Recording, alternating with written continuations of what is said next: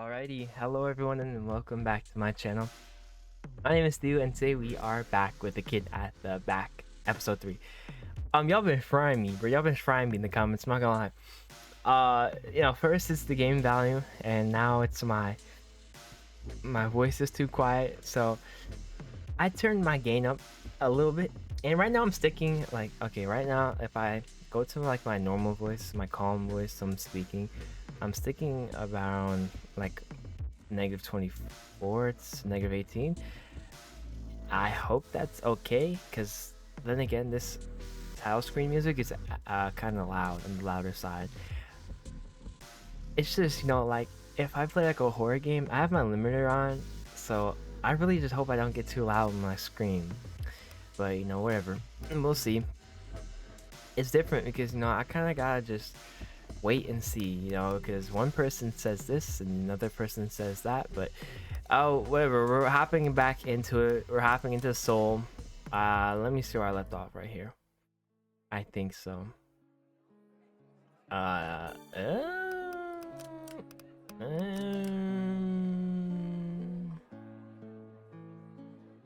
Fire lunch. I have a lunch. Yeah, and everything here is old. Okay, I silly me. I can just check the time. Okay, yeah, they have dates and time. Okay, yeah. So here we are. Okay, yeah, we skip all this. Here we go. I thought you couldn't help but notice the feeling of someone staring at you. You shook it off, thinking that it must have been the lack of sleep. You look out of the window. Or maybe it's the cold weather. Hearing the classroom door open, your art professor makes his way inside. Okay, yep. You can skip all that. It's that guy in the clinic. I never knew he was in the same class as me. Is he not going to bother with his partner? Unless... hey there.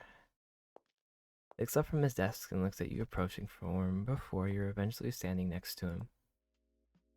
It's you. It seems like you're a bit lost there. Do you have a partner? No. Well, just your luck then. Me neither. So, do you want to be partners? Sure. Why not? Alrighty. I think, yeah, okay. So where are we at right now? We're 0-1 Soul. I don't know how. I guess it's because we chose to go to the lunchroom. I chose this. I guess I'll go with this. I feel like this will give me yeah, that gave me 2. Alrighty. Soul nods, rubbing the back of his head. You can say that. My mother gave me that name. It's a lovely name. Thanks. Well, I'm Theo. Nice to finally know your name, Soul. Soul nods with a smile forming on his lips, then returning his attention back to the professor. Yeah, blah blah blah. Oh, but I have this bandage on my face. Wouldn't that hinder the process? You recall the events that happened back in the cafeteria. Oh yeah, now I didn't get stabbed, or not stabbed, but cut. Instead, I got hit in the head with a tray. I can simply ignore it, or make something better out of it. Give me a sec, my voice is cooked. I've been screaming out Overwatch. Okay, we can skip all you, whatever. Trust the process. Seems like he already has an idea on what to do. Okay, yeah, blah blah blah. I can say, why not? Does it make a difference? I don't think I can go back anyways. Yeah, it didn't give me anything regardless. Yeah, I'm sure you're fine. Everyone starts somewhere. Plus, I can't really judge you since I haven't seen your work before. Along with this damned injury on my hand. Oh, right. Let's not stress that hand anymore. Well, prepare to be amazed. That's the spirit. With newfound determination from Soul's cheering, you took out your own sketchpad and charcoal pencil as you worked with his portrait. While you were sketching up, you can't help but avert your eyes from his bandaged hand from time to time. Seems you're quite curious to know what happened to this, huh? You weren't slick with it either. You froze when he caught you red-handed, just like the red seeping out of his hand. You stopped drawing. Sorry, that was rude of me. It's fine. It's just the usual for me. I've gotten worse injuries than this. You raised a brow at that. Not the worst. If you don't mind me asking, what happened? He paused and averted his eyes, but opened up to speak. Nothing much. Just minding my own business. Got assaulted. Had to defend myself. He talked as if it's another normal Monday for him. Your eyes furrowed. He noticed and just chuckled. Don't need to worry about me. All that matters is that I'm still there. Here.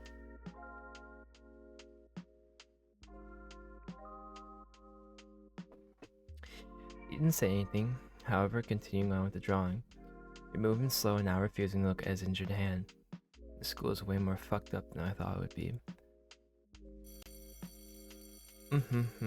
Okay, yep. Okay. The sound of the school bell rang across the classroom and through the hallway. You quickly made a few more lines in your portrait before giving up.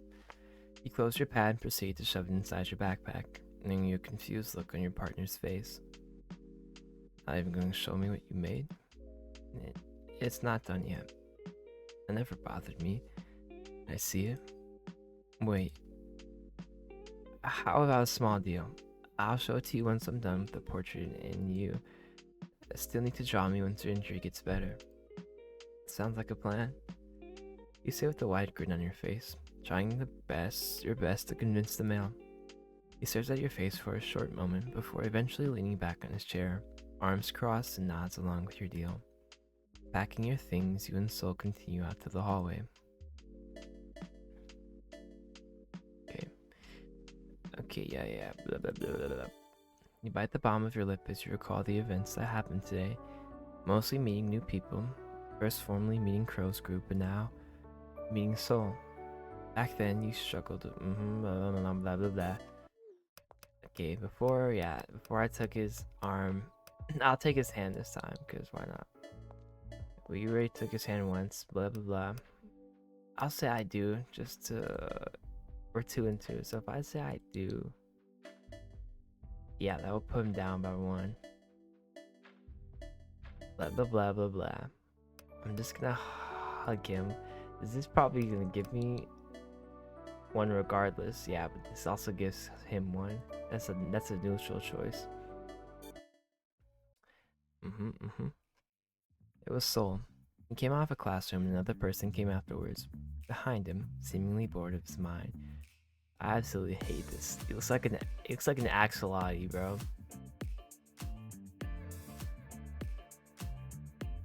Looks stupid. Alright, so this is... So I think okay, let's go back and just... Back. So we've gone to the library, gone somewhere else, and gone with them to the lunchroom. We didn't stay silent. We'll go over all... yeah, we done this, done this, done this, done this. Done this, done this. Yeah, done this, and all that, yeah. We have these 2 for Soul.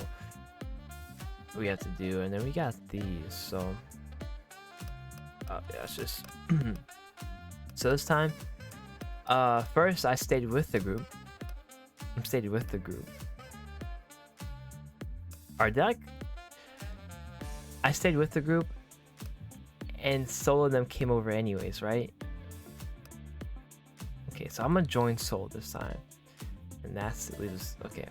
You turn your head to Crow in a shy manner, almost hesitant to ask, "Oh, is it okay if I leave? I have somewhere to be at." Is that so? There was a slight disappointment in his voice, but he lets you continue on. Yeah, sorry I couldn't hang out. Nonsense. I'll see you after lunch instead then, Theo. If ever you're interested, of course. Yeah, sure thing. You give Crow one last smile before heading over to where Soul and his companion is. You walk towards the 2 individuals. They seem to be in a deep conversation. However, Soul noticed your presence and stopped talking, his attention now on you. His companion noticed a change in his friend's demeanor and follows his gaze as it lands on you. A shorter male greets you with a smile. Hi there. You're friends with Sunny? Sunny? Sunny? Sunny. He pats Soul on the back, causing the taller male to jerk slightly forward. Soul gives him an irritated look, observing the way his face is slowly turning red.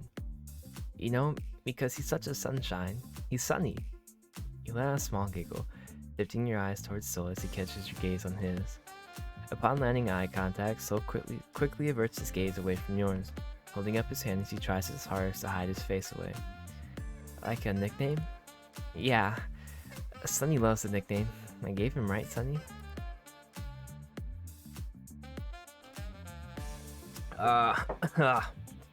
Soul remains silent, still refusing to meet your gaze. That's adorable. For a moment, the three of you were silent before the shorter male speaks up once more. You sure have taste, Sunny. He's very pretty, like you said. A blush makes its way to your face, scratching the back of your head. You bit your bottom lip as you let out a small thank you. Anyway, nice to meet you. My name's Hugo. I'm this big old grumpy's best friend. You. Pleasure to meet you too. He extends his hand for you to take, in which you merely accept, shaking it and putting it back. Oh my god, it's shaking it and putting it back on his side, and smiling on his face as he did so. Just jumbling me, bro. So anyway, what are you up to, Theo? Oh, I just saw you both and wanted to greet you. More importantly, you check Soul's hand, seeing the bandage now gone, and you assumed it got better quickly. But you want to make sure. Are you alright now, Soul? Soul knows exactly what you were talking about before giving you a nod and a small smile. You're still the same. I'm sorry, I keep checking it. I'm doing better. It might leave a scar, but it's nothing for me to worry about. Huh? What? You got injured? Nothing for you to worry about. Soul quickly dismisses his friend, not wanting him to bombard him with unnecessary questions. Seeing that the taller male refuses to give him even a moment to explain himself, Hugo drops a thought with a shake of his head. Hugo turns his attention back to you. Anyway, we're planning to go to the rooftop today and eat lunch there. The weather's doing better unlike yesterday. You want to tag along with us, Theo? You guys aren't a fan of the cafeteria? Upon mentioning the cafeteria, Soul shivered as Hugo only gave a small chuckle. Sunny isn't a huge fan of the noise there. I heard there was a food fight that happened yesterday. Right? Though I'm not gonna lie, a food fight sounds fun. What are you, in high school? At least have fun a little bit, Sunny. Anyway, enough talking. Let's get going, shall we? Sure. Hugo walks to his usual spot and got himself seated on a bench that you somehow never took notice before. Soul follows along, and in his hands is a large wrapped box that caught your interest. Okay, we got a new branch, so we're going to snag you. Sit in between them. Let's be neutral for now. He pointed to the box nestled in Soul's hands. Is that your lunch, Soul? You can say that. As Soul unwraps the cloth, showing you 3 bento boxes, he takes out the first bento box that was settled on top before giving the second one to Hugo. Hugo happily accepts the box, thanking Soul before taking out his chopsticks. Opening the container, Hugo lets out an awe sound, his eyes sparkling. Jules slowly sleeps. Oh my goodness. Sorry. Sleeping out at the corner of his open mouth. You actually listened, and did you cut these tiny sausages into octopuses? Keep your voice down. It's ringing in my ear. Wait, I need to take a picture of it. Placing the box gently on his lap, Hugo rummages through his pockets before taking out his phone. Opening his phone's camera, he flips it horizontally, then starts clicking away, taking 1 or 2 photos. Hugo lifts the container back into his hands, but not before turning to you and showing you what he keeps gushing about. Oh my. Isn't it adorable, Theo?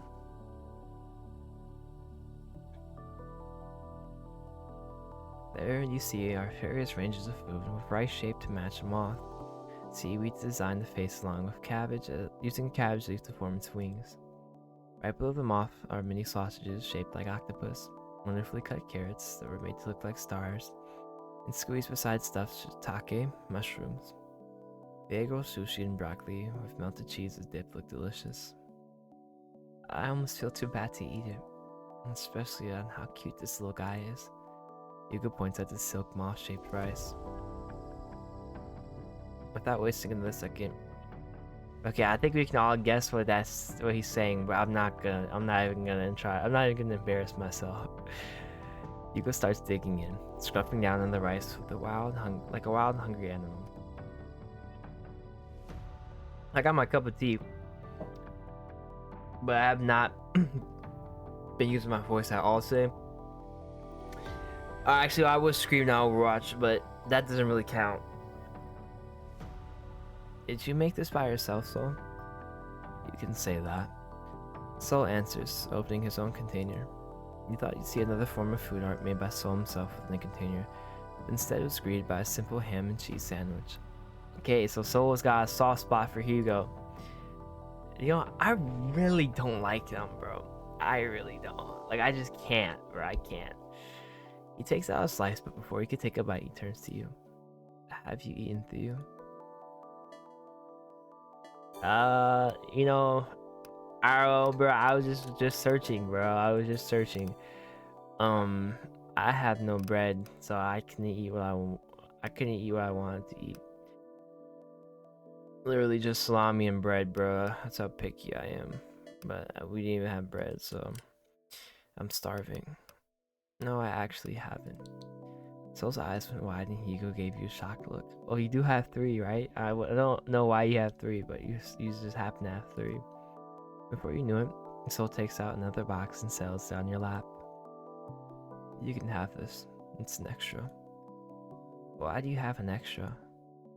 I didn't like how this looked, but I figured I can let Hugo finish it.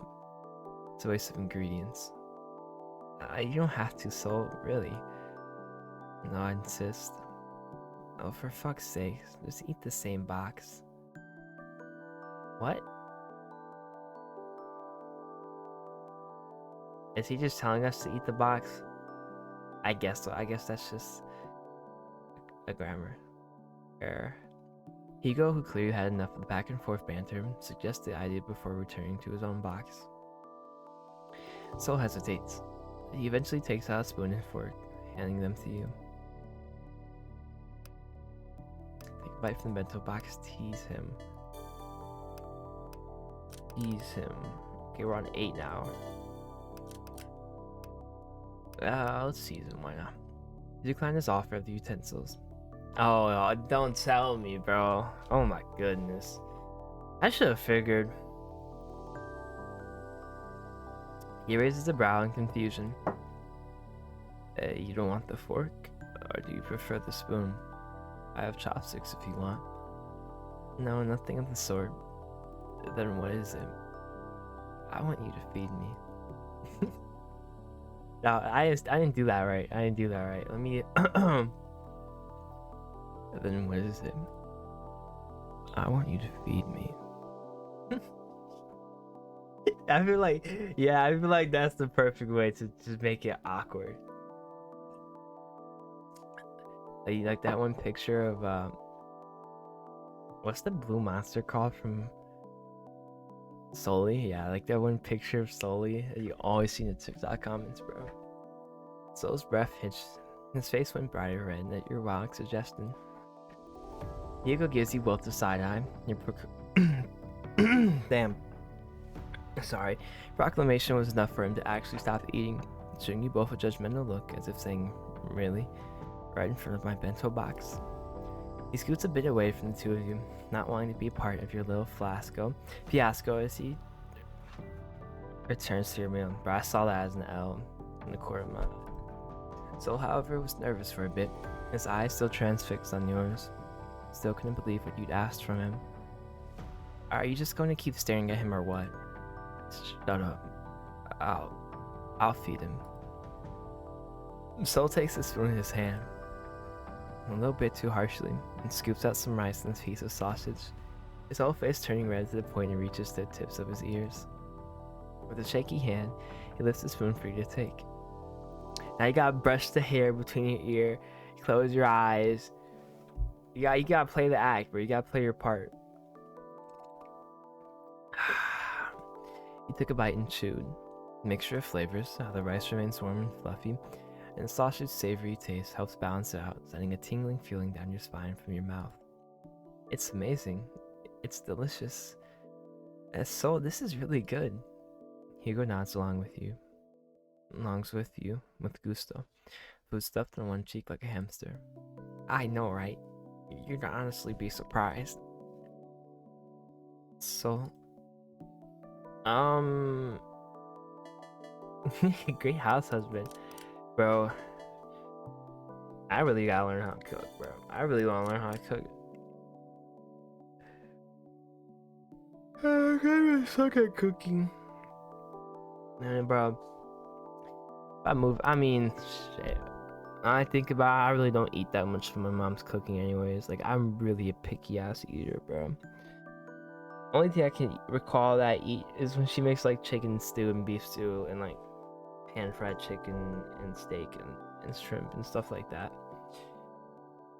But yeah, bro, when I move out, bro, I'm gonna be cooked, bro, on my own. That's, bro, I'm just gonna be eating fruit and chicken. You make a great house husband, making lunch for you. Yeah, I want to know about that. You made this special little box for Hugo. You cooked for Hugo like a house husband. That's adorable, so you two are like a married couple. A house husband? Married? To him. Sol points at Hugo with the face that asks you if you're serious. Hugo's eyes sparkle in return. Hugo gave Sol big, bright puppy eyes, blinking rapidly. Sol grimaced. That's a crazy expression. I'd rather jump off from up here than to be his personal butler, much less his spouse. Aw, now you don't mean that, Sonny honey. Sol clasped both of his ears with his hands and groaned as he cringed. Hugo just laughed at him and turned to you. How about you, Theo? Do you ever see yourself settling down with someone? He thought for a bit. I'm honestly not sure. Sol's hands were off from his ears as they are now settled in his lap. She said that. He remains quiet, his lips quivering, wanting to say something. He pushed it down and stares at his forgotten sandwich. How about you, Sol? Do you plan on settling down? Eyebrows raised at your inquiry. He looks up towards the cloudy sky. I want to. I would love to. Especially if it's with the one I love the most. Ew, don't even look at me like that. His gaze meets yours when you utter the words the one. It sent a shiver down your spine. Blood rushed to your cheeks as you tore your gaze away from his eyes. You both are so cheesy. Cheesy. Sheesh.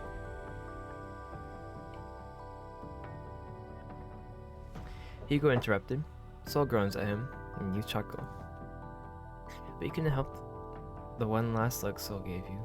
See you one last time, bro. This wording is so... It's so hard, bro. Like, the way they build these sentences, bro. Hugo eventually finishes unboxed, tucking away and wrapping it back up. Standing up from the bench, Hugo stretched out his limbs and paced a few steps forward, before turning to look at you and Sol with his hands on his hips. Is this what you guys do every day? Or at least when you both get together? You raise the question. Hugo turns his head to you with a slight tilt. Turn my heater back on, I'm freezing. I'm chilly. What do you mean? You mean Sol giving me lunch? He just keeps forgetting to bring his own. Hugo pouts.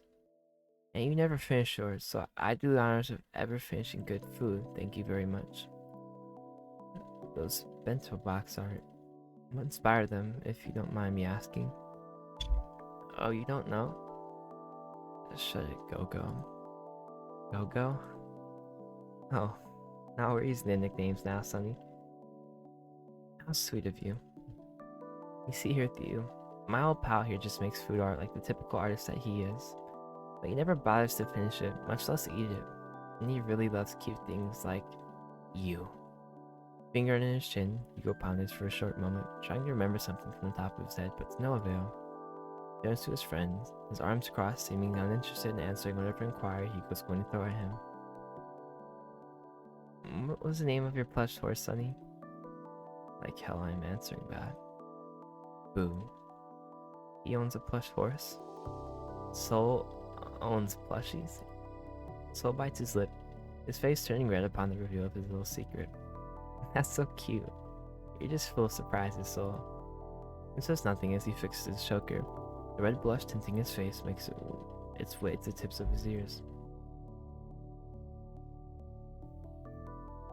But he appreciates your compliment nonetheless. Looks can be deceiving. This makes you wonder, why do people never bother to notice him? Why don't people want to get to know him? I think it should stay that way. Maybe they just never gave him the chance because of how he looks. Not to mention his intimidating height. He's not even tall, bro. He's like 6 foot. He's like 6 foot. He isn't like that at all. You know, I want to look it up. How tall is Soul? Because it said in the line.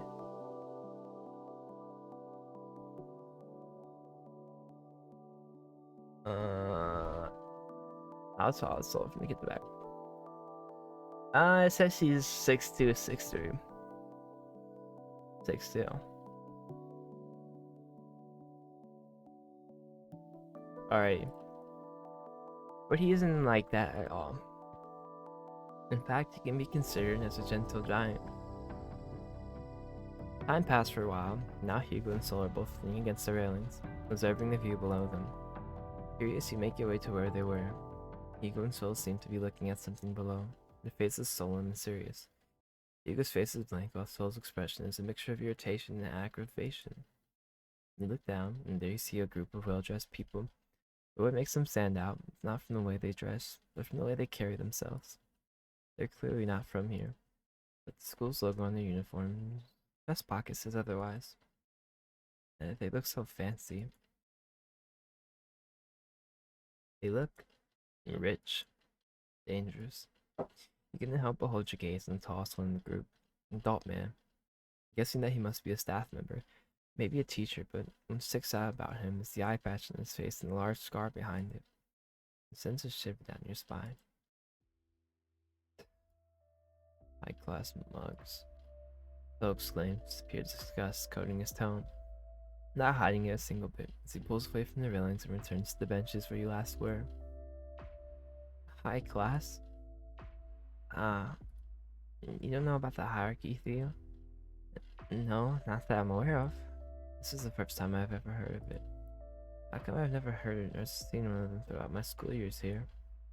Hugo lets out a little chuckle, his attention still on the group below him, and his gaze darkened.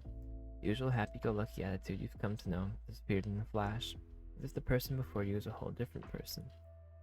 I don't blame you. No one likes talking about them anyway. Why do you get animation, bro? Who are you, bro? I don't even think Crow got animation, but you, bro? High class about the hierarchy. How come I've never heard of the hierarchy before? It's like a hidden thing, but that's what we call it. In this school? No. The entire city. It's like a fighting pit.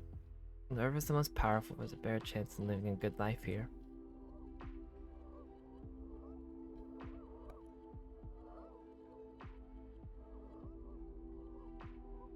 People come to this school to gain a second chance in life, but to achieve that you have to make yourself well known. Make them think you're worth their time. If not, you're on your own. He sends a chilling glare down at the group below. The school building isn't actually the real thing. Wait, what? But the school map clearly says the address is... That's where they fool you. You might think you got it right, but we are sorted based on our background. The real school building? Way farther than where we are. The campus is 10 times bigger and better. They get proper classes, have better equipment, everything's just better. Here, he only gets a short end of the stick. The afterthought, if you will. If I have to guess, the well-off are in the main building. And that's right. The son of a duke, daughter of a businessman. Heck, as long as you're rich, you're in. Your chances for having a better education rest there. You're a part of the high class, and you'll have a better chance of having a successful and stable life. The only students here who are like, oh yeah, I'm like, I thought like I hear Crow, like what's going on with that? Are they failed? Maybe Crow's failed. I never thought about that, but I thought we met him freshman year. He get kicked out? No way, he got kicked out. But don't we have students here who are like super rich? You recall Crow introducing me to Jess, her being a daughter of a family owning a large company. But how come she's not part of the high class?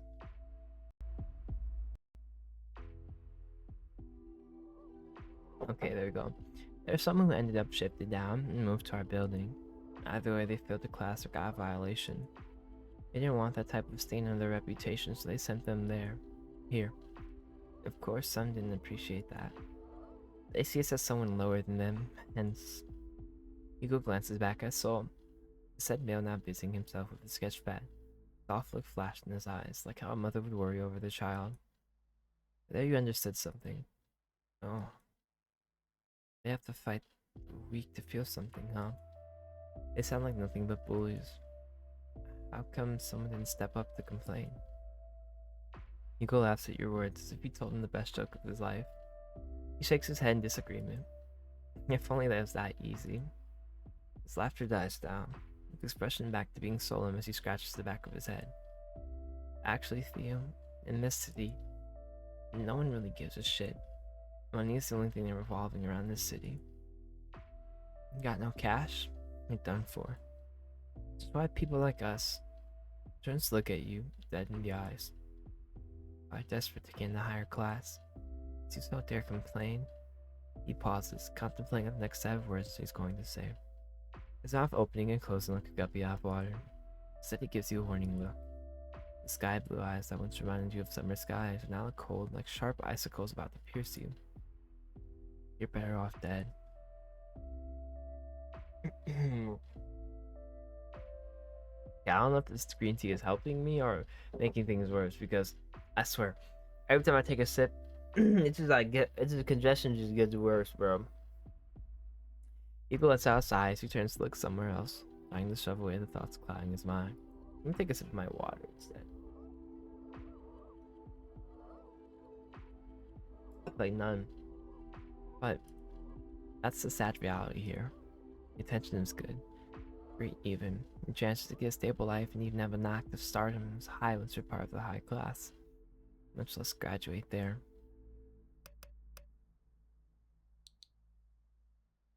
The city is corrupted.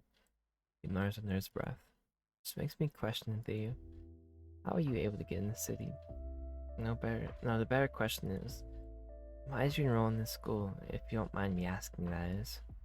You're clearly not from here.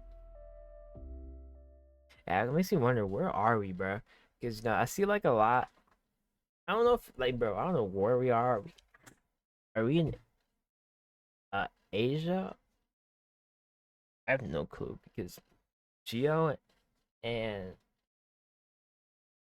Hugo, but that's such a wide variety. I have no clue. Like, what type of, where are we at, bro? Like, farmland? I guess there's farmland in Asia, but, like, this doesn't, I don't know. I don't know my geography, so whatever. Your eyes widen at the words the well-dressed man said. No, I refuse. You, I thought you're not taking this from. Okay, yeah, yeah. Okay, you called the dream you had this morning. It's as if it happened yesterday. Despite the events that happened nearly 4 years ago, you're still being haunted by the deal the tall man offered to you. Hugo observes the way your face hardened, though your eyebrows arched and a drop of sweat dropping amidst the cool autumn wind. There, he understood. And guess, it's something you can't avoid. I honestly don't know.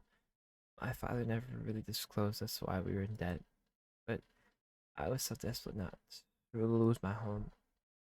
I need to make it up to the higher class no matter what. The 3 jobs is cutting off the way I want it to be. I'm running out of time. My last year in this cursed university, I'm barely making any progress. Hugo's gaze remains on your figure. You realize that you haven't answered his question yet. My family owns a farm in the south. You finally speak, making Hugo perk up his eyebrows in curiosity. What sort of farm does your family have? Oh, we have some wheat fields and we tend to animals such as cows and horses. Horses? Soul's gonna love that place.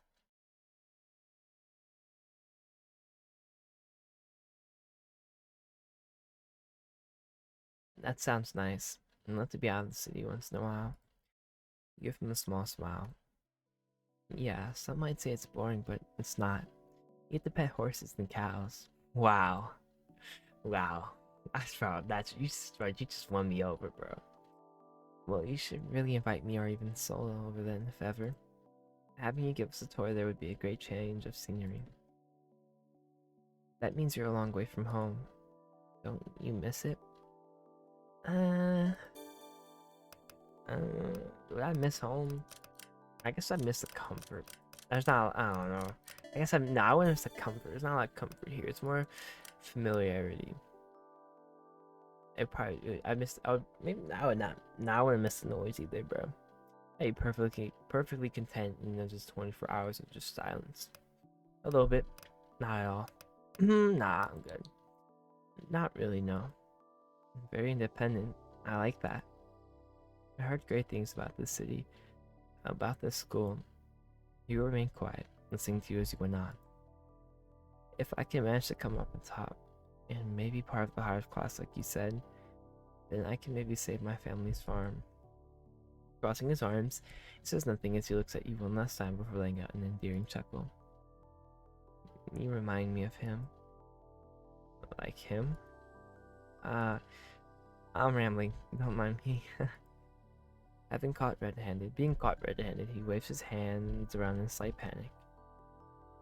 His face now red as a cherry. You tilt your head in confusion. Just then you felt a presence behind you.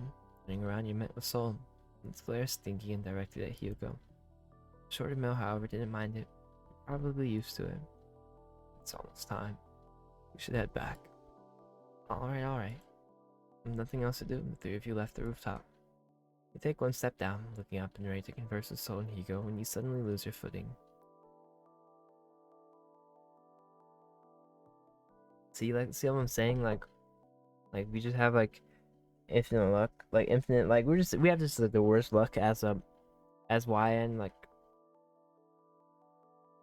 First you get hit in the head with the tray, now you're over here tripping down the stairs.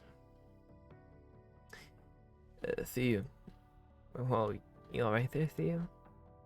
Yeah, thank you, Soul.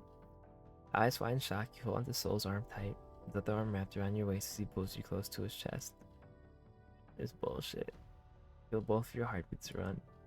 Pulling away, you steady your footing, observing the stairs, cursing at how weirdly formed it is. Be careful next time. Sheesh. In school and its bad architecture. Also one of the few flaws here. Stairs all wonky. It's also why it's forbidden to go up here. We're troublemakers though. Eagle lets out a cocky grin and goes down the stairs with much ease as if it's nothing to him. We're fucking menace. Bro, all he did was go down the stairs. During his soul, you grab hold of his shoulder. He's not lying as you use him as a guide in descending down the stairs. What a fucking Chad, bro. Just went down the stairs.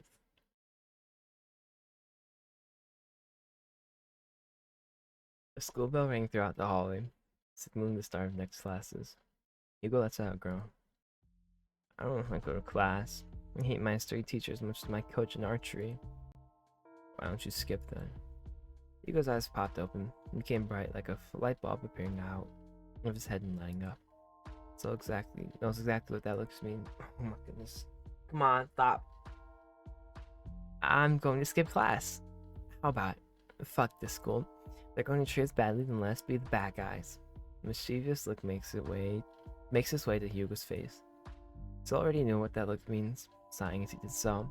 He turns to you, waiting for your response to Hugo's offer. Thought of skipping is quite a gamble. Next class is pro and art history. Where are we at right now? I'm gonna guess 5 and 1, 4 and 2.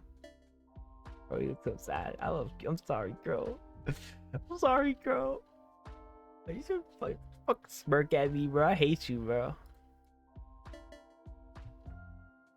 Can your teacher would probably only use some boring ass introduction. I'm just going to hurt with it. It's pain you can't afford. Fuck it. We skip. Hugo lets out a small cheer and gives you a thumbs up. Soul gives you a cheeky smile of his own. But how do we do that though? Obviously we can't go through the entrance since it's closed and guarded. No way. Without wasting any more time. Yep. This was you were very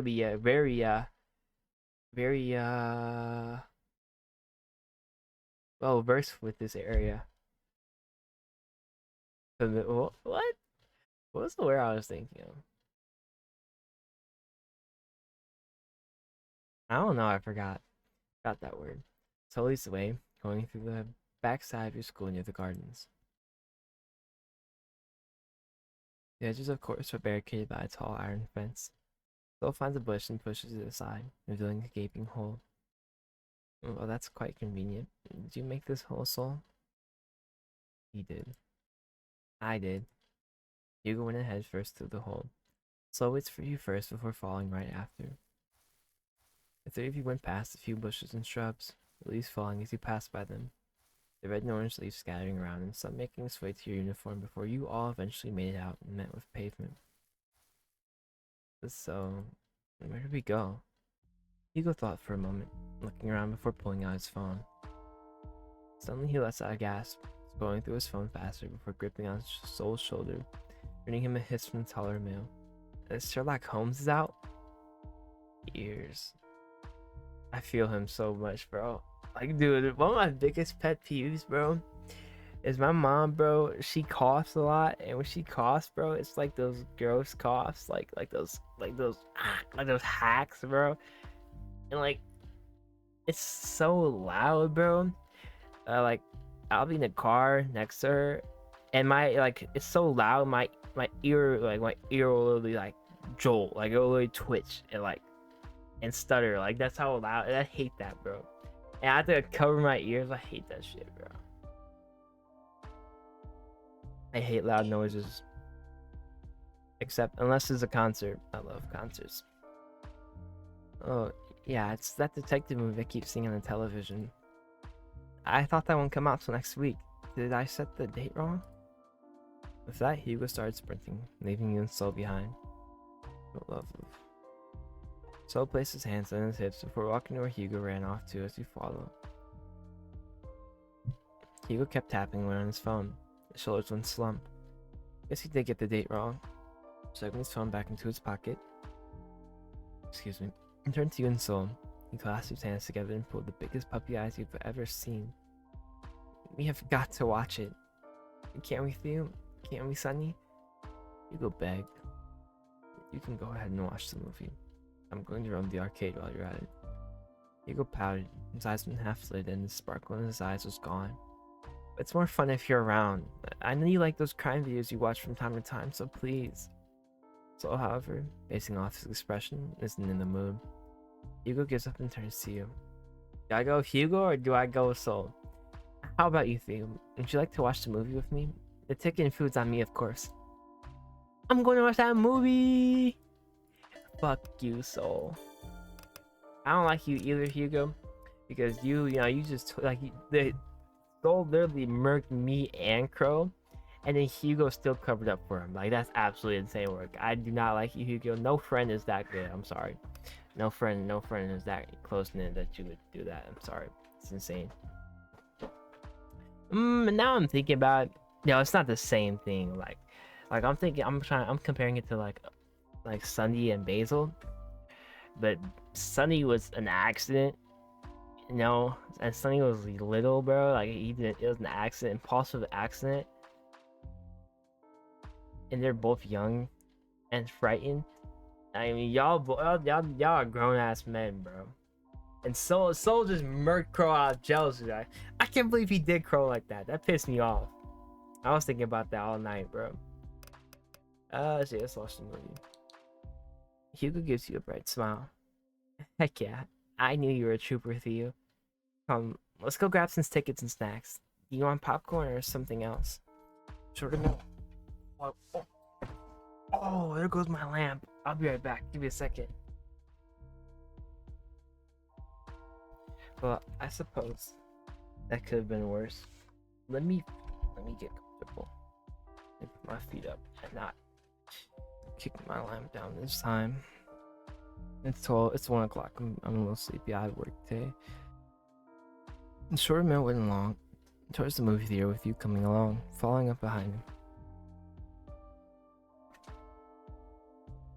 Saul clicked his tongue. He shoved his hands in his pants pockets as he followed along behind you. Oh, so now because I go, but you're kind of like a.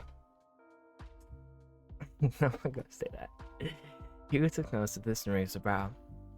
Oh, I thought you weren't interested in the movie Sonny Boy. Maybe you're right. It does look interesting. Just know I'm not sitting next to you. Let me see it.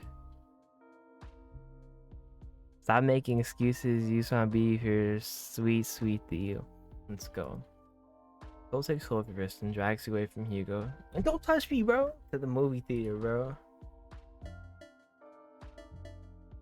What? Hey, come back here. I'm talking to you. Soul went ahead to the counter and bought tickets for the three of you. Soul turned around and gave one ticket to you.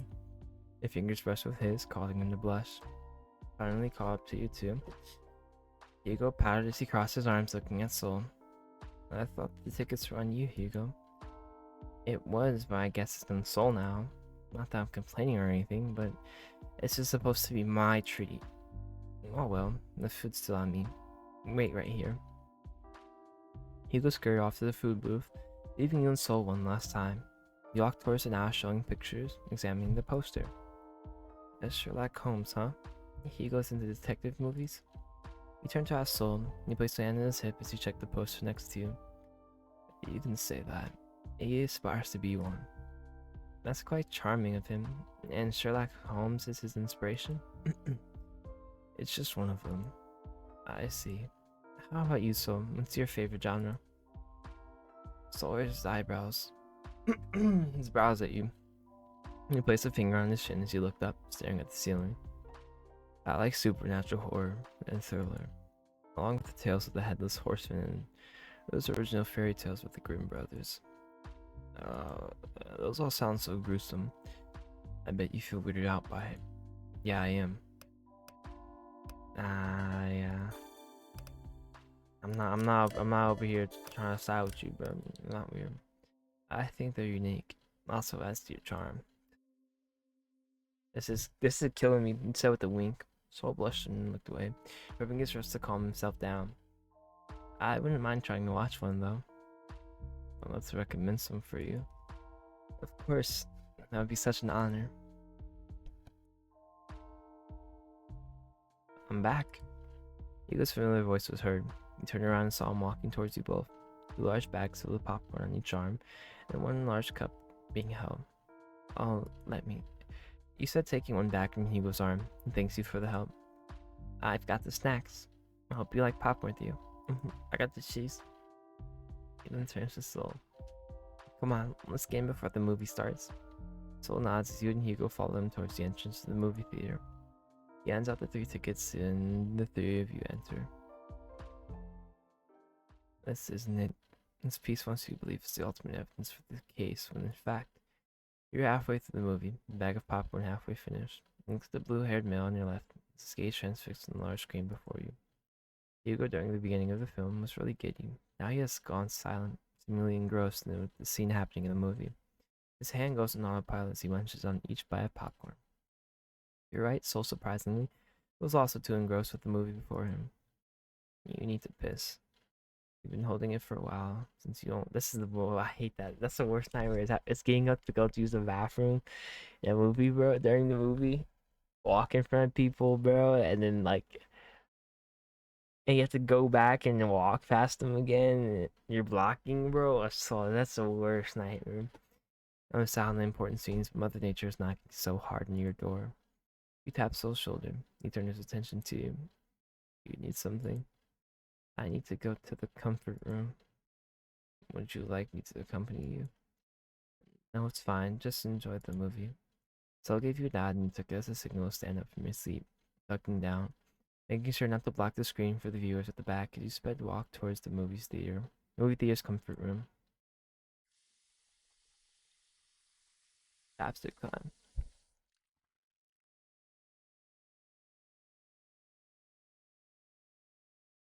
I ran out of the good chapstick.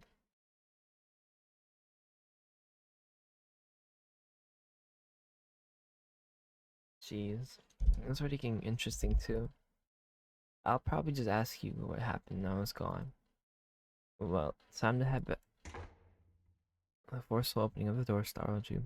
A few grunts were heard and shuffling of feet, as if they were in a struggle. You went quiet. You better speak the fuck up or else. I, I don't know what you're talking about. How many times do I have to tell you? Bullshit. Uh,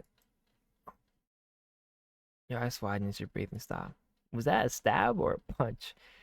You quietly but quickly went to the nearest toilet stall. What's going on? A fight? In the cinema of all places? Whatever is going on by your door, it's clear something you don't want to get involved with.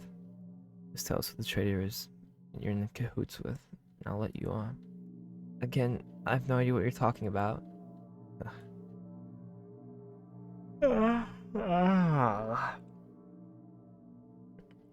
Yes, I have no choice. Yo!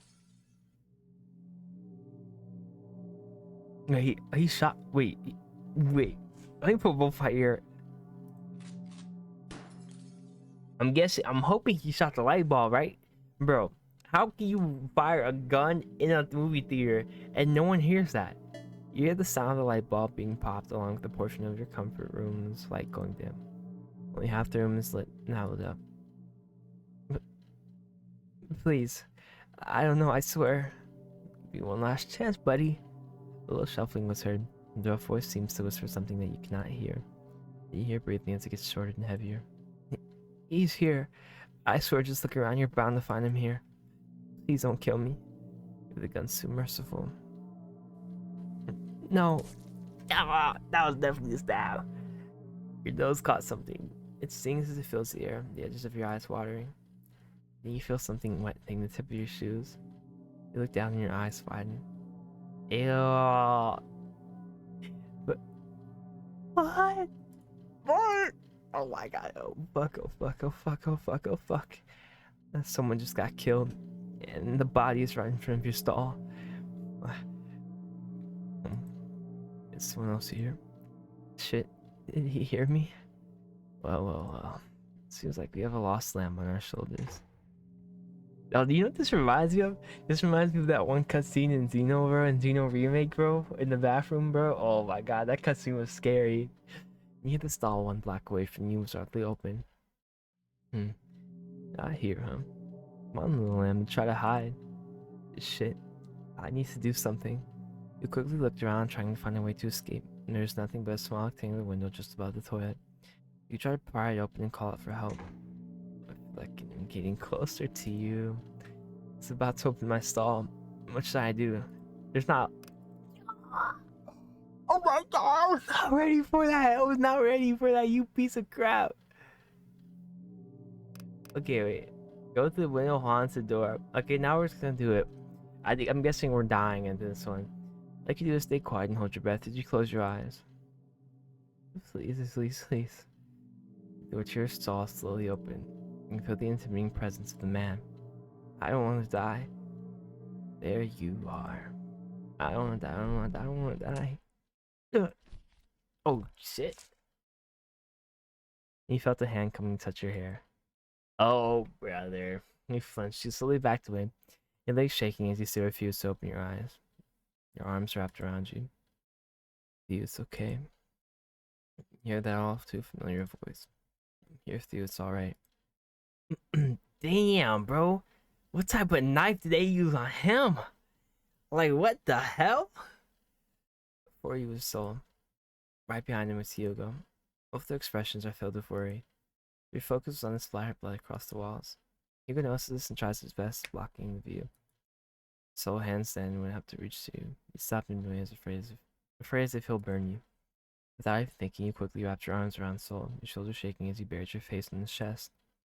Soul took this as a sign and gently wrapped his big arms around you, a hand coming to caress your hair, trying to comfort you as you shook in his hold. "Hey, can we go out, please?" Without much of a word, Soul escorted you from the scene before you, his hold tight and secure on your shoulders. Okay, what happened to him?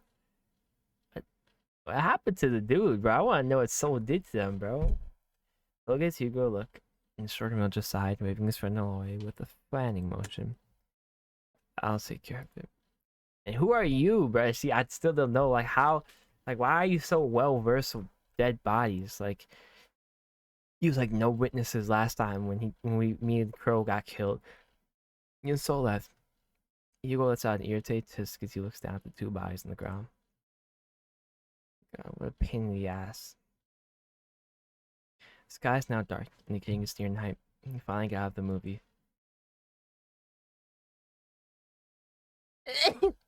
Oh. Ah. You look down and stare at your shoes, noticing a few splatters of blood. You gripped Soul's arm. You took notice and looked at your shoes. Seeing the blood, he kneeled down on one knee and took out his handkerchief. You gripped Soul's arm. "No, it's alright." About it. He wiped the blood off your shoes before folding his handkerchief and shoving it deep into his pockets. The Slayer disheveled look. "Let me ask you again.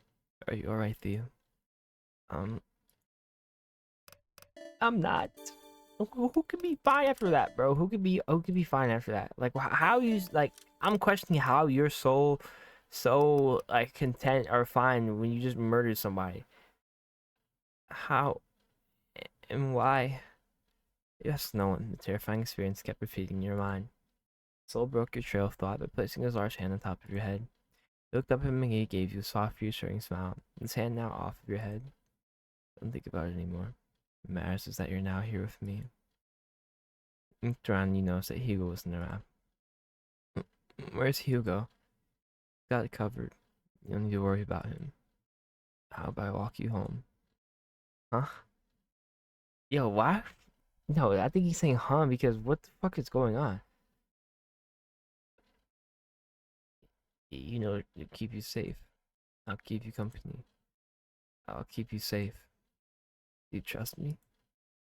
I, I trust you. Let me take care of you. Bro, stop. Ah, my hamstring is tweaking out.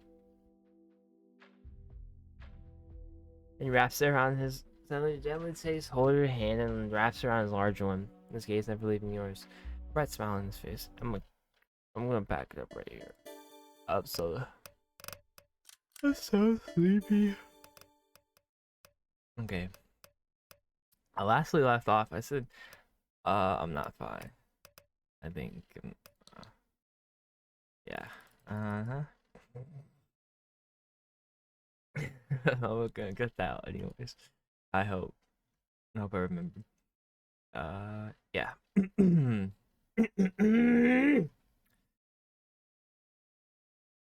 You looked around and you noticed that Hugo wasn't around. Yeah, yeah. Uh-huh. Uh-huh. I trust you. Let me take care of you. Soul gently takes hold of your hand and wraps around his larger one, his gaze never leaving yours. A bright smile on his face. Lead the way then. You felt safe. Safe with someone. Safe with Soul. The walk back to your apartment was quiet, save for a few nightly bugs making a few hums then and there. Soul's hand is still wrapped around yours. He's warm. You couldn't help but steal a few glances at Soul and looks back at you. He said nothing, but the more he stared at you, the more longing his eyes were giving. He gives you another one of his bright smiles. He squeezes your hand. You squeeze back, making him chuckle. What is it? Nothing. Your hand feels cold. Let me fix that. Oh, you're not Crow, bro. You can never be him. He hummed as he raised a hand that he's holding. What? There, now it feels warmer. He teased, the blush of his own appearing on his face. Ah, what? I. That's not how you warm hands up. Is that so? Let's see how you do it. Soul. He just laughed at you, his face still red as you playfully hit its side.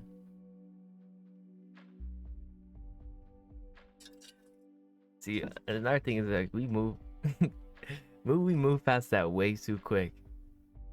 Eventually, your walk came to an end, and you're met with the front door of your apartment. Is that just like normal day in this city, bro? In Titus City? I think that's what it was called.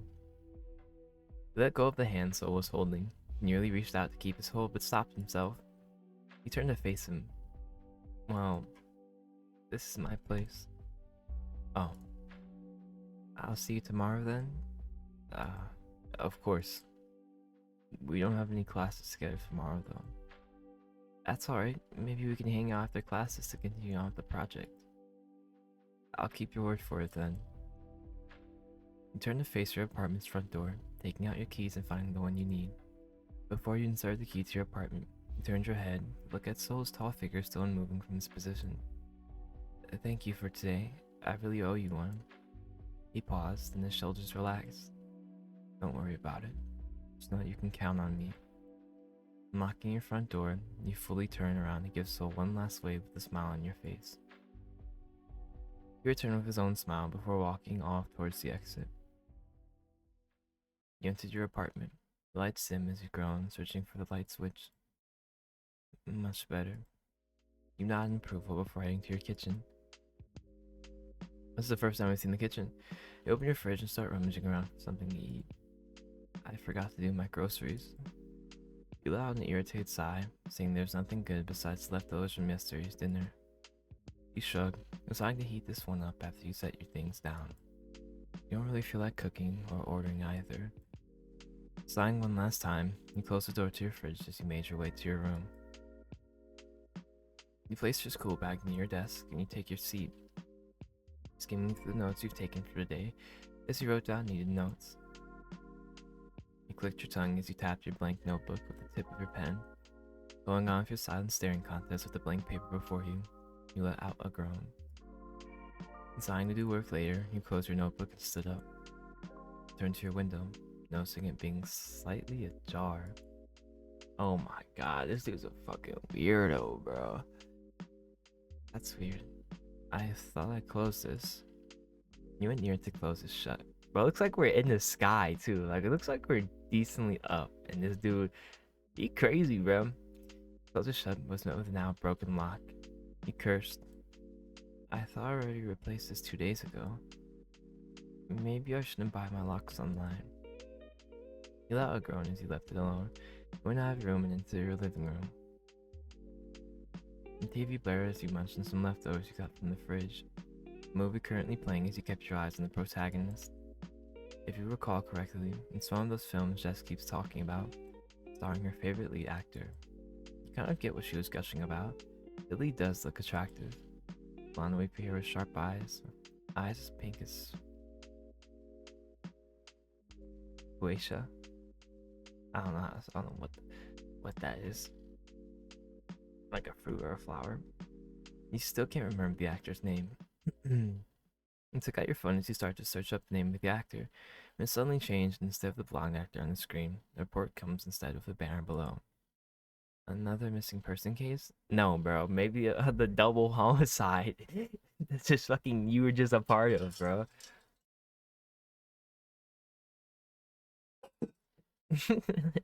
How do you just move past that? Like, your heart dropped before turning off the TV. The instant back in the cinema were playing in your mind. Quickly turned off your television as you made your way to your kitchen, hoping to take your mind off things.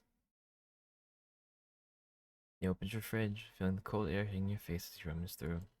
Taking out a pitcher of orange juice, you take a glass from your cupboard as you pour the juice to the last drop, taking a sip from it. You check the clock on the wall. 9:30 p.m. That late already, huh? You checked your front door and windows, seeing everything locked before grabbing your glass and finishing the last drops of the orange juice before heading back to your bedroom. Orange juice is actually like a top 5 drink of all time, bro. Like water, orange juice, tea, lemon. No, water, lemonade, orange juice, tea. And on days I'm feeling extra fat, I'll treat myself to a Sprite. Yeah, yeah.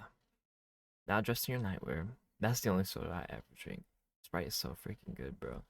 Now dressed in your nightwear, you let out one last stretch, yawn escaping from your mouth.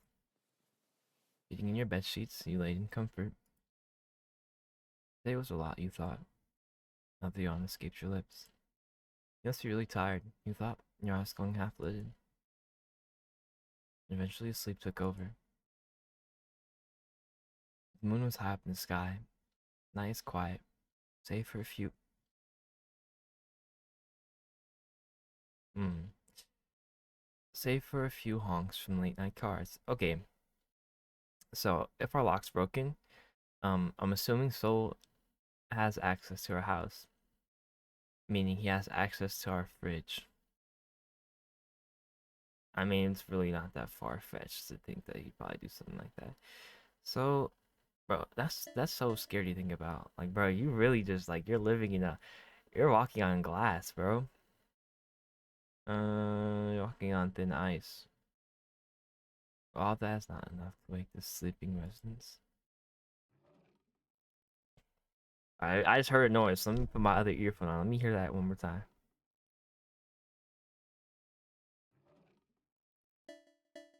You see, like, why is that noise so quiet? But then I go here and it's just like, bro, like I can't adjust it anymore, bro. Of course, this dude's back in here. Still broken, huh? You should be careful, Pumpkin. Clad in all black with a mask of the same color adorning his face, he slowly makes his way next to the sleeping figure. His reddish eyes bright and filled with adoring love. He reached out and stroked a finger against his beloved's cheek. Get my sleepy sweetheart. Makes me wonder who supplies Hugo with sleeping pills. Like, bro, you're so fucking cliche, bro. It's a little chuckle. I hate, like, you're so fucking lame, bro. And the people, I really don't understand why people go crazy over Soul. When, like, why would you go crazy over this weirdo when you got this gorgeous green flag? Like, I really just don't understand it. Why anyone would choose him over Crow? I just don't understand it. Like, he lets out, and then people play this game, and then they see he's like a black flag, like a terrible, and then they're like, they start swooning over him even more. I just don't understand. He lets out a low chuckle as he leans closer to him. Pulling down his mask, he leans forward, checking his face before continuing. He bares his face with the dip of his shoulders as he leaves a peck. Takes a deep inhale. He shakes as if he took a whiff of a dangerous and addictive drug. His eyes bright as he examines every feature of his soulmate's face as he gives Theo's cheek a kiss. Fuck, he smells so good. Pardon me. He lifted his arm and watched as it flops down on it. Deep in sleep, like Sleeping Beauty.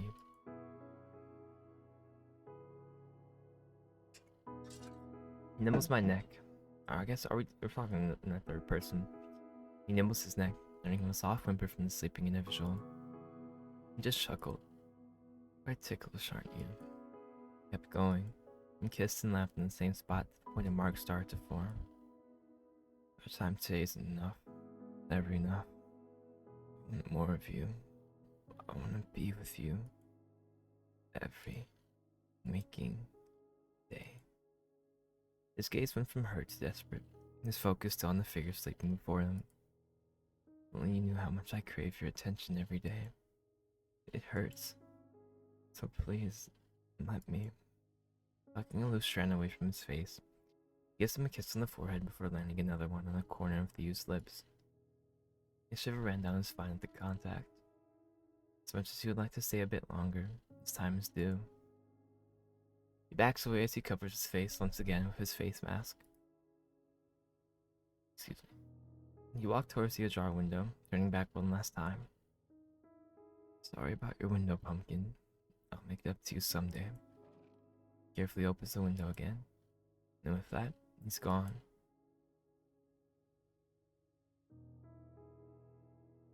It really caused me some trouble today. Here, so it's you. Fucking traitor. What? My gun? Okay, like, I hate Hugo, but he's tough, bro. I'm not gonna lie. He's tough. I really don't like Hugo, but he's got a little bit of a little bit of aura, bro. Would have thought. Our sweet doggy isn't buying their master's hand. Oh, is buying their master's hand. But I'm not gonna lie, you should have seen this coming. You're talking too much. You haven't even fired a gun since.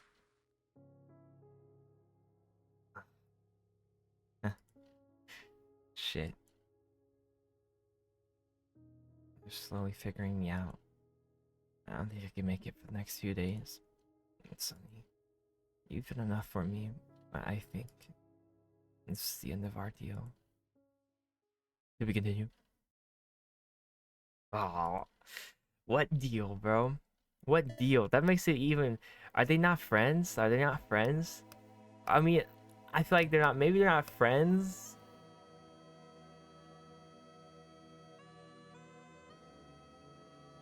Bro, what if Soul had. What if the people that took my farm is connected to Hugo, and in some way Soul got Hugo to do that? That's crazy. That's crazy. Imagine, bro. Imagine. I don't know how that would even work, but that, I feel like seriously, nothing in these games is far-fetched, bro. Literally, nothing in these games is far-fetched, bro. I'm back. Okay. Let me check something real quick. Give me a second. Sorry, give me a sec.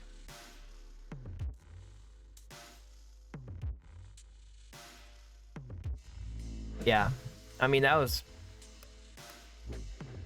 Okay, so I don't really know where to go from here. We have all these, so I guess we can just kind of start making our way through the so actually, let me see. We'll know then. So we'll check all of our crow. Yes, we got all of our crow CGs. Sex sold. 1, 2, 3, 4, 5, 6, 7, 8. Wow, we're missing a lot of crow CGs. We got everyone else's CGs. Yeah, see, like, no, that's the dude on the TV. That's not him. He's a little devious little shit. I don't know what's up with him. I don't like him though. Alright, so we're gonna start here, I suppose. I wonder if this will just kill me. So first we surrendered, so now let's stay silent.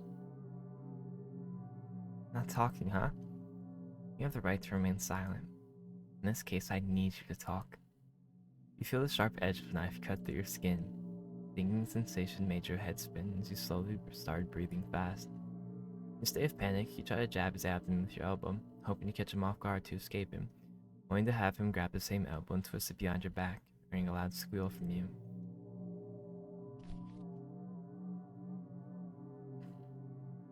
I'm Theo from Class 4B. Please don't kill me. You up out, the hand on your shoulder went loose as you almost draw the knife.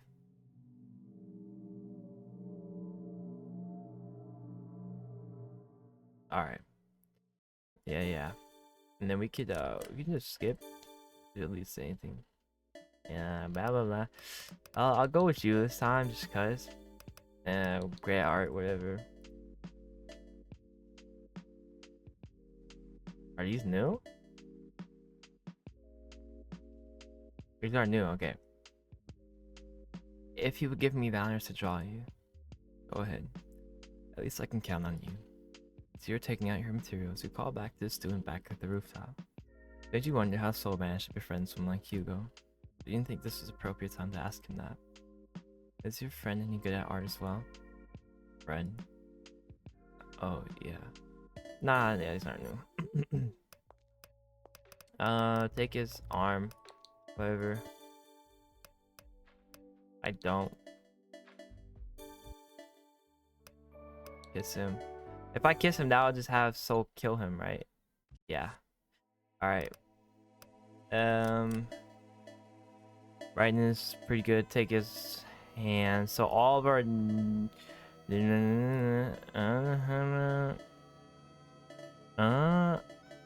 Okay, what if we go here and instead of kissing him, we just stay put? Are leaning in for a kiss. He froze. You feel your heart beating faster. The feeling of blood rushing and rising to your cheeks as you start. Try to rethink what is happening. Yep. Blah, blah, blah, blah, blah. Alright. Now, this time, let me see. Where does this put us? Yeah, this puts us right at the next one, so that one didn't really matter. So we're gonna skip class this time. You know what? Why not? I did say I like to get to know you better, new friend. He gives Soul a playful nudge on his shoulder. He smiles as he rubbed the area where you nudged him. Alright, Soul, lead the way.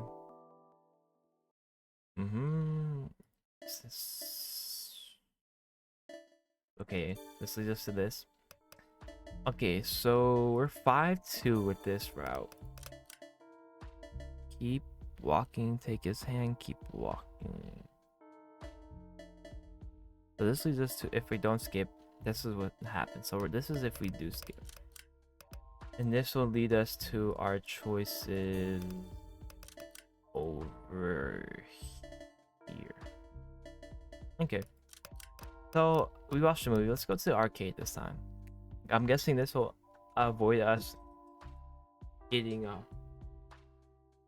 caught up in that mess. Hugo shrugs. Alright, go on your little impromptu date then. Besides, I don't want a third wheel either way. Date? You're the one who decided we should skip class and do whatever we want. Yeah, and I want to watch a movie. Well, let me stop you two. Hugo stuck his tongue out, so the said male only rolled his eyes. Well, I'll be heading in now. I'll just give you guys a call on where to meet. Sure. You and Hugo parted ways and gave you both away before heading in a different direction. Soul turns to you. Should we get going for you? Of course. The flashing neon lights of the arcade's exterior lights your way. The sound of each arcade machine reaching your ears. I've never been here before. Is this place new? Not really. It's just hidden within the city. I see, I see. Do you get out a lot, Soul? You seem to know places. I know places because I get my ass dragged by Hugo. Is that so? He laughed. Soul just shrugged as he shook his head. Excuse me. He takes out a few coins from his pocket before handing it to you. They're tokens. So, which ones are you going to first? Wow, he came prepared. As always. Come on.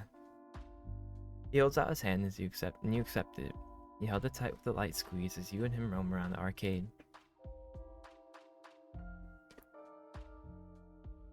You and Soul went and played multiple arcade games. Some you win, some he does. You often get the feeling he lets you win for the sake of you winning. Come on, Soul. This is like the 5th time I've won. Ain't no way you're this bad. Maybe you're just that good, Theo. You flatter me.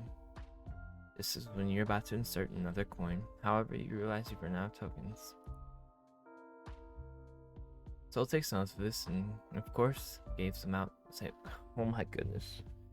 And gave out some of his to you. Like, gave out some of his to you. Like, why? I know it's just it's just demo translation. You're gonna be okay. I'll go to the counter and grab a few more tokens. You don't mind staying here for a bit, right? Or maybe we do. How much should I pay for the tokens? It's on me. Don't worry about it. Wait here. Giving you one last look, he hurriedly went to the counter. He looked around the area. Dinging sounds from various machines fill the arcade. In the corner of your eye, you spot Claw Machine. Maybe playing a few games wouldn't hurt. Going to the Claw Machine, you check the contents inside. Cat plushie? Yep, we gotta get the horse. A Shiba Inu plushie and a horse plushie. Dog's so cute. Which one should I try to win? Let me think. Oh, I can't win the horse plushie. I probably wasn't anyways. Like, let me win a cat plushie, a Regulus, and give it to Crow. I can try for the cat plushie. It looks cute. Setting your eyes on the prize, you insert the token in the coin slot. Machine wears slap as you take the joystick and focus on the cat plush. Ugh. Okay, one more time. Again. I'm so bad at this. Suddenly you felt an intimidating presence right behind you. What the fuck? Uh-oh, here we go again. Well. What do we have here? You turn around and are met with a tall figure, cocky smirk on his face. Looks well off, like those typical spoiled rich kids you see in movies. His hair a bit tousled with two men. You assume are his bodyguards beside him. You accept tobacco, making you gag. You said nothing but tried to move away from his sight, but you were stopped by another tall figure. You're guessing is with this asshole. Or do you think you're going there, sweetheart? You alone? Yes, and I would pretty much prefer to be alone. The man, however, did not listen. Why don't you come with me and I'll show you how these games are played? You raise his hand and reach your shoulders. Before he could touch you, though, you kicked him between his legs. He doubled over and clenched his lower region, a groan escaping his lips. His goons were taken aback and rushed to help him. And now's my chance. Don't let him get away. Multiple heavy footsteps were coming after you as you ran. You turned every corner you can, trying to make them lose you. 3 against 1 is not a good matchup. Anyone, please, someone help me. You pleaded, but the multiple sound effects and music from each machine within the arcade drowned your pleas. You cursed under your breath as you focused on running. All you could think about at the moment is to get out. You managed to get out of the arcade, but you can still clearly hear the man and his goons on your trail. You looked around and you found a few toilet stalls. You rushed towards it and got in a stall, hurriedly opening and locking it as soon as you got in. The place stinks. You didn't give it another thought, as the beating of your heart rings through your ears. Okay. Tears filling up the corner of your eyes. You hear footsteps. Find him. Man's voice echoed. You try to think of something. You thought of calling Soul. You quickly took out your phone. No signal, bro. Are you for real right now? You aggressively tore open each stall and creep closer and closer to where you are. Anyone, please. Here you are. No, please. You're a very bad kid. Don't worry. Make it up to you by doing me a favor. Fuck you and your favors. But kind to you. It seems you want to do it the hard way. You forcefully grabbed the edge of your uniform. Your eyes went wide as your fingers went cold. You quickly grabbed hold of his wrist as you try to push him away. He's too strong. He forcefully lifts up your uniform, revealing your stomach to him. You're gonna give me a good time, little darling. Boys, hold him down. No, fuck off. Let me go. The tears that were hanging by finally fell down your cheeks as you tried to stop him from going any further. You see a large man with you held you down as you tried to struggle, with no avail. Your vision was slowly being blinded by the hot tears that were filling up. It's no use. This grip is too strong and there's no one to hear me. You close your eyes shut. Please just end quickly. What? Hey, judging from the impact, the man's body was jerked off of you as he was thrown to the side. You're flushing flesh. Another one. Ew, what was that? Yo, that sounded like that was grotesque. Like, oh my goodness. See, this is the part that always takes me off because like you have these like absolutely horrid like red flags, and then they do like one little good thing, like one little good thing, and then all of a sudden, it's just like they're an angel, bro. Like that's enough. So like it's so I hate it, bro. I actually I hate fandoms of these games so badly. Not yet. It's enough. You broke his nose already. Oh. Soul. That's enough. Theo needs your help. Yo! God damn. I mentioned your name, the familiar reddish orange eyes went wide before turning to you. Phil quickly went to your side, his eyes wide with shock before crouching down and giving you a hug, his shoulders shaking as he embraces you. He said nothing, however, too stunned to speak to what transpired before you. Van now laying on the ground, a pool of blood seeping out of him. The rest of his goons passed out in a random corner. He looked up and met with all too familiar eyes of Hugo. They weren't the kind ones you usually see on his face. Hugo's eye twitched as he sighed, trying to hide his visual irritation, but failing. Looks around at the mess Soul made before, trying to check up on you. He said nothing, hands in his pockets while he looks down at you in Soul's embrace. It's getting quite late. We should head home. Hugo tapped Soul's shoulder, making the tall male bury his face further in between your neck before eventually letting go. His eyes were bloodshot, his face red from either anger or worry. You aren't sure. One thing's for sure is that this man before you cried. He cried for you. Oh my god. You know, he also cried for me when he brutally decapitated Crow. You know, his head was barely hanging onto his shoulders, you know. And then, you know, he stabbed me and, you know, he cried for me when I bled to death. But, you know, he saved me. He cried for me, bro. Oh, Soul, the man you are. The man who breaks into my house and drugs my drinks and stalks me. The man you are. I'm sorry. So sorry. I shouldn't have left you. So, fuck you. Fuck you, bro.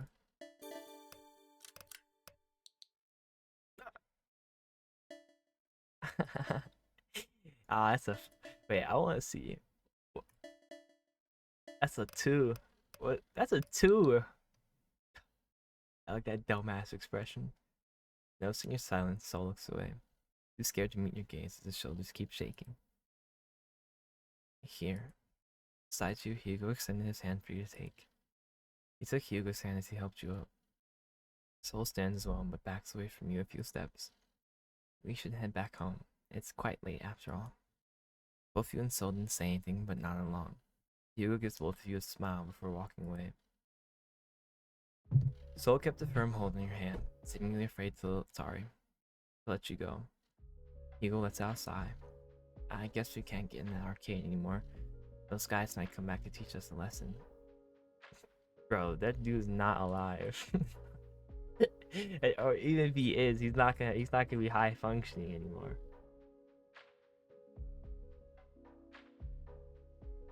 If they ever come back, I'll give them more than just a broken nose. They're pretty scary right now, so exactly, like once again, you know, our YN critical thinking skills are, you know, just terrible, below 0, you know. I mean, yes, we're shocked, and from what just almost transpired, and of course I'm not saying we shouldn't be, but I'm not even gonna speak on that because it's clear that's not what I mean. But, you know, I'm not saying Soul did the wrong thing for saving us, but, you know, like we were laying on the floor like in shock, like helpless, like we were like we needed help, and we just watched Soul like go insane and just like beat him like to death, like literally, like.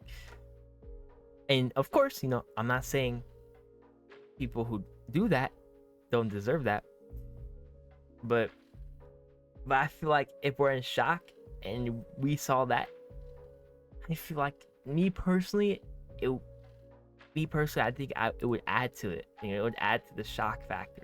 I'm just saying, like, I feel like I would be pretty scared of Soul 2 right now. I would be pretty much scared of everything right now.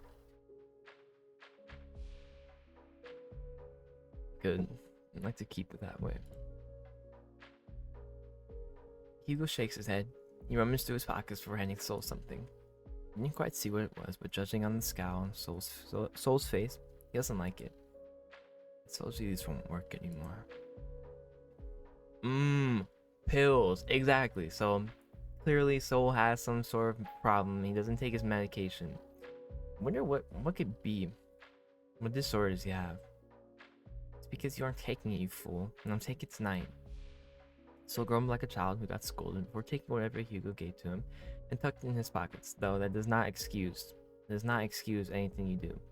If you have forms of medication and you're willingly not taking them, knowing that they cause your own problems, like, like, I'm sorry, bro. Like, I know, like, I'm rambling a lot and I'm being hella, like, I'm criticizing a lot, but like, honestly, I'm so sick of the fandoms of these like yandere like visual novels and these yandere BLs. Like, bro, it's like the word for it is infant. I don't know how to pronounce it. Infantilizing. It's like they make them seem out as they make them seem as some like innocent, you know, like, oh, he can't control it, like Soul's got a disorder, he can't control it. Like, no, bro, you're a fucking murderer, you're a stalker, you're a creep who drugs my drinks. You know, you come in my room at night, and you know I'm going into these games, bro, and you know I'm sure I've contradicted myself at some point, but you know, most of the games I play, I don't really have a choice. You know, I really don't have a choice. You know, we usually only get like one one interest, one main interest. Okay, one main interest. I'm gonna stick to it. Okay, I know what I'm getting into. So if I'm in a game where they have one interest, even if he's crazy, you know, I'm gonna stick to him because that's all we have. That's the whole reason I'm playing the game. Okay, but if I have the chance to choose between a gorgeous fucking absolutely king, absolute queen, someone like Crow, bro, over Soul, like this is no brainer, bro. Like, honestly, it's a no brainer. So grumble like a child, yeah, whatever. Anyway, your place is just around this corner. You should head back as soon as possible. I'll be taking you home. Soul's eyes narrowed. He went from holding your hand to wrapping his arm around yours in a possessive manner and feeling closer and glared at Hugo. No, I can walk him home. But you're not in a good condition to fight again. No, you're not in a good condition mentally, bro. Like, I should be fearing you right now. I can fight again. There's something in Hugo's. Bro, look, his eyes got like red, bro. Look at that. Look at that. There's something in Hugo's eyes that made your blood run cold. Exactly. Like Hugo knows that this dude is dangerous. Like, this dude's dangerous, bro. The usual happy-go-lucky expression he had in his face is gone. You take a look at Soul, noticing how unfazed he seemed, as if challenging Hugo. Hugo's right, Soul. You look beaten up. With you. At least he knows his limits. Soul says nothing but clenches his fist. You notice a few red marks on his knuckles. Your eyes furrow. I'm fine for you. Soul tries to reassure you. You shook your head no. Well, for me, you aren't. You look up and gave him a reassuring smile. I'll be fine, Soul. Besides, I have Hugo to keep me safe. You go home first and get some rest. Alright.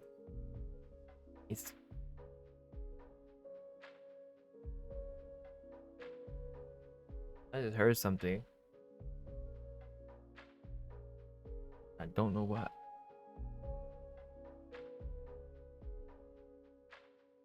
Is that my PC?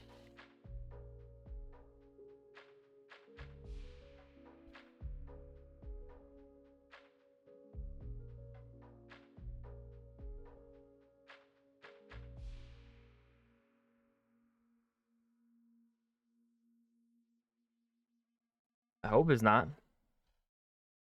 Boris hold eventually slips as he lets go. With that, Soul takes his leave. He walks backwards, his eyes still on you, making sure you're in his sight before properly walking front. Hugo sighs. You turn to face him. Well, ain't he a charmer? Is it working? Curious about his question. Working what? It's charming you, obviously. Don't worry, this is a secret between you and me. He says with a finger on his lips in a wink. You blushed. He's nice. I owe him my life after that. And? You chuckled, thinking about the long-haired male. He is handsome, I'll admit that. What's with that smirk on your face?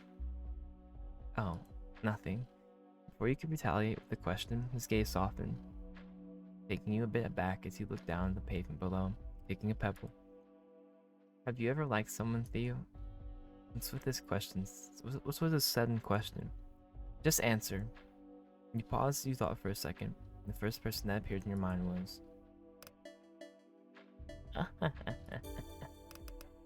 Now see, what if What if I say I like Crow and Hugo like force that to Soul, and then that way me and Crow live happily ever after? You thought of Crow. What? 3-2? Get slaying, kid. Get slaying, kid. You thought of Crow. You still remember the day he introduced himself to you. No one was there for you. No one helped you, much less bother with your presence. Crow came on time to save you. You made your years manageable and fun. You owe him a lot. You'd do anything to repay him. And maybe, with a small linger of hope, he likes you back. A smile made its way to your face.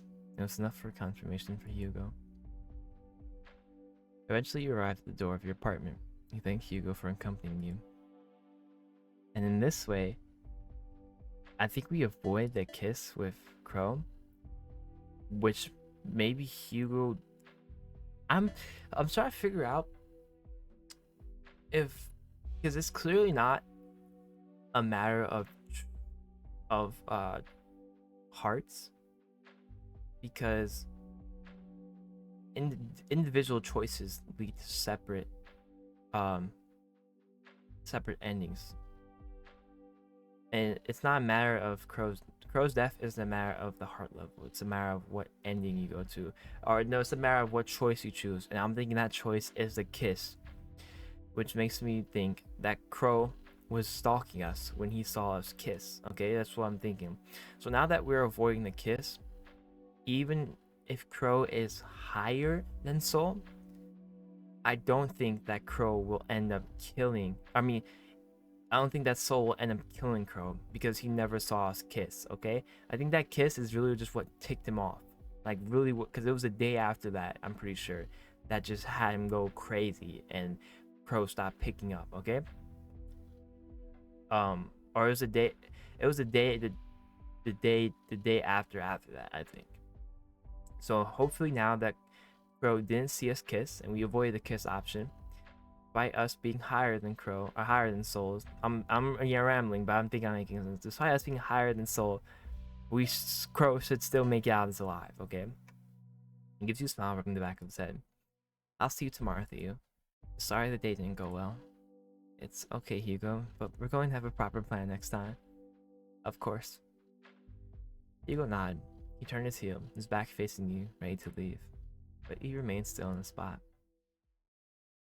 Theo? Yes? Yeah, be careful walking late at night, okay? And you paused, turning your head slightly at him. There's been multiple cases of missing people lately. I suggest you go home with someone. Anyone. Just don't go alone, alright? I understand. Missing people? When did that happen? No, when did it start? Oh, and one last thing for you. He turned his head around as he looks at your confused face. His eyes soft, the light against him seems like he's giving a warning. I wonder why. A warning of who? Take care of Soul for me, okay? And with that, he left. I feel like Hugo is on, or maybe, maybe Soul. Okay, boom. Let me put you in a hypothetical, okay? Maybe Hugo doesn't really like Soul, okay? Maybe Hugo, because Hugo is bipolar as crap, okay? You can see Hugo switch from happy-go-lucky, boom, serious as fuck, boom, I'm gonna put a knife to your neck, boom, I'm gonna shoot you, no hesitation. Like, Hugo has he has sides, okay? And if you listened before, if you remember, if you recall, Hugo and Soul have some sort of deal going on between them. I wonder what the deal is. Okay, I don't know if the deal is done by Mr. Z, I think his name was, on me to watch over me or something. If they're like agents sent into the school to watch over me or something. Or, it's just between Hugo's family and Soul's family, or Soul has a powerful family or something. And Soul's just using an agreement to get to me or something, or this agreement. We'll just put it there. There's some sort of an agreement between them. We don't know why, okay? And it seems like it seems like Hugo, with that little warning he gave us, I think it was clearly towards Soul, okay? Like, be careful walking home at night, okay? Take care of Soul for me, okay? Like, take care of Soul for me. Be careful walking home at night, okay? He wants us to connect those two things. I'm pretty sure. You see Hugo before, like when we both got when Crow and me got murdered, like he was yelling at Soul, like, what the fuck, bro? What the fuck are you doing? Like, why would you do this? Like, um, and if you notice, he's like Hugo, he was like no witnesses. Like Hugo is always cleaning up after Soul's mess. Okay, so I don't know what type of relationship they have, but it seems like Hugo may not agree with how Soul acts or may not agree with what Soul does. Okay, so maybe it's more complicated than I first thought, which usually it is. So maybe Hugo isn't a bad person inherently, and maybe he's not siding with him out of his own will. Like maybe he doesn't have a choice. Maybe it's all part of the deal. Okay, we're gonna find out. I'm throwing it out there. I'm throwing it out there. We're getting into this. Like I'm getting excited. Um, you entered your apartment. Lights dim as you groan, searching for the light switch. Much better. Mm-hmm. Another missing person case. Is this what Hugo was talking about? The shiver went up your spine, remembering the broken lock of your window back in your bedroom. Nuh-uh. Not tonight, Theo. No scary thoughts for tonight. Turn off the TV. Yep, yep. Yep, yep, yep, yep. Yep, yep, yep, yep, yep. What the fuck was that?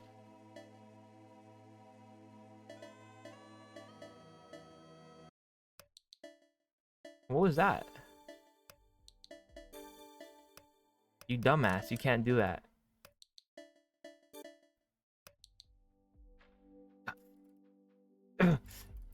Y'all heard a blower outside? I don't know if y'all heard that. Okay. I forgot to do my groceries. Yes.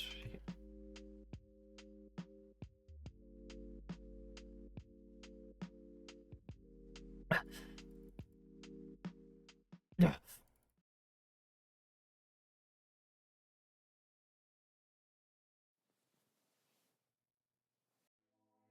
Eventually sleep took over. Okay, so that when this ending, we don't Soul doesn't come in. Soul doesn't come into the room since I picked Crow.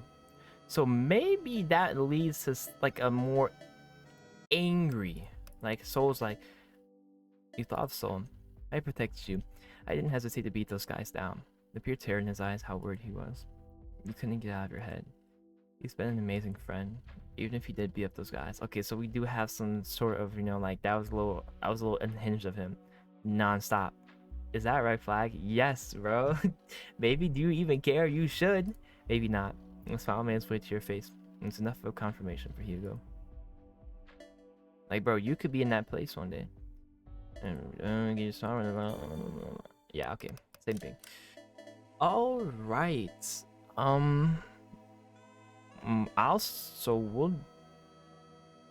We'll run it back here and see. No. Okay, actually, let me just go back. So one's cleared. Two's cleared. Let's try here. No. Try here. So take whose hand? Oh yeah, I kept walking last time. Let's take his hand this time. I guess this is just a heart option. Doesn't really make a difference. It just adds more hearts to us. Reaching his hand, you gently, let's see. Yeah, it just gives us. Reaching into his hand, you gently wrap your hand around his. Okay, I don't know if you guys can hear that. His hand stopped shaking, you went stiff. You eventually relaxed and intertwined his fingers with yours. This makes you smile. The walk was silent, but no words needed to be said. See the growing smile on his face. Finally reached for it. Okay, yep. Turn your attention back to Soul. Thank you, it's not a problem. Push some down. Okay, yeah. And yeah, just skip this. That leads us to the meeting of Crow Ansel.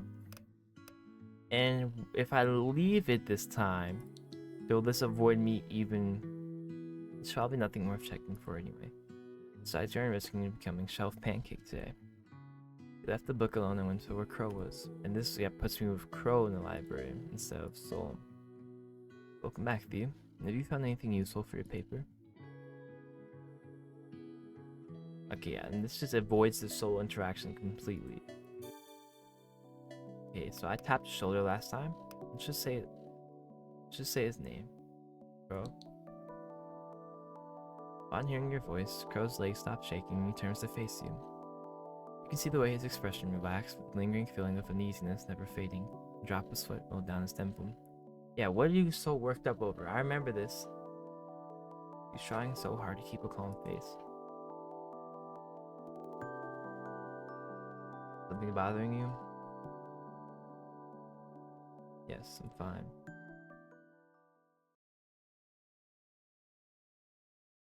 Liar. Yeah, okay, and then goes to the scenario. Let me just skip you. See, here's a friend, and we have all of these. So let's say I saw her as a friend. She's highly suspicious. I think of her as a friend. Well, I honestly see her as a friend. She clearly sees me as one. Sure, I'd be a bit embarrassed from the amount of gifts she's giving me.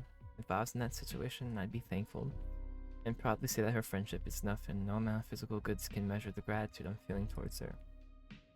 Crow was silent, a bit awed by your answer. Then a smile broke free on his face, scratching his cheek. Scratching his cheek, his smile grew wider towards you. Such a noble response. Expected from you, Theo. Now, what is that supposed to mean? You pout, crossing your arms in the process. Crow merely chuckles. Then you can feel his hand brush against yours, squeezing your hand in the process. I swear you can feel your face heating up. Oh, but this scenario isn't over yet. It's not? Nope. Here's the follow-up scenario. Sits up properly, moving his hand on yours, you anticipate his next words. Okay. That goes. Let's say, what if we say, I think nothing of her? I think nothing of her. Look at that. He's like, oh, he don't like that. He's angry. He's angry. Is that so? She's either trying to please me or just those who are extra expensive valuable to me. I probably mean nothing to her, but probably just a favorite servant she wants to spoil. Either way, she owes me nothing, and me to her. Why, what's with the sun roleplay, Crow?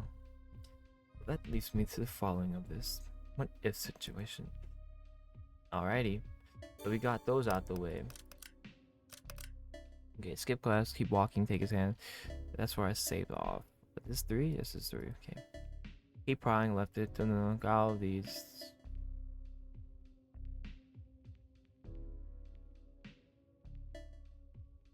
Okay, and that leads down to Crow route.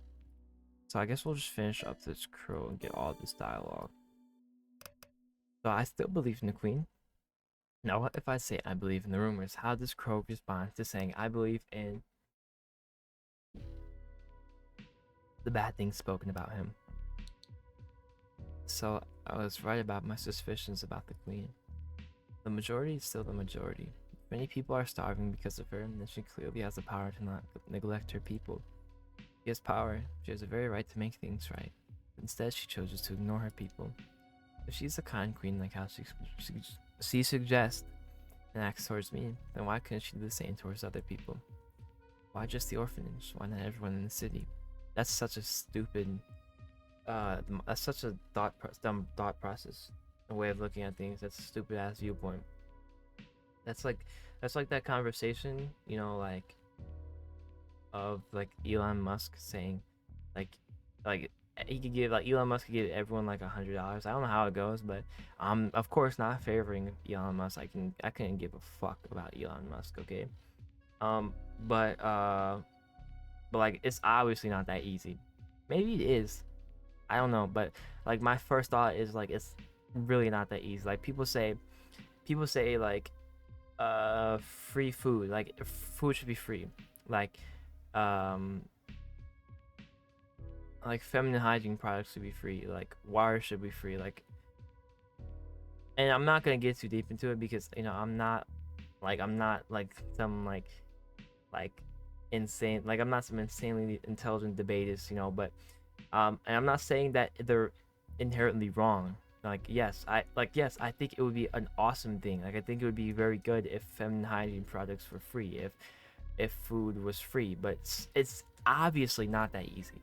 Like if you just look around, like if you sit there for a second and think about how much will go into that, it's just not that easy. Like there needs to be supply and demand. There needs to be an economy. There needs like the world is not some dreamland where people are just going to work together for the greater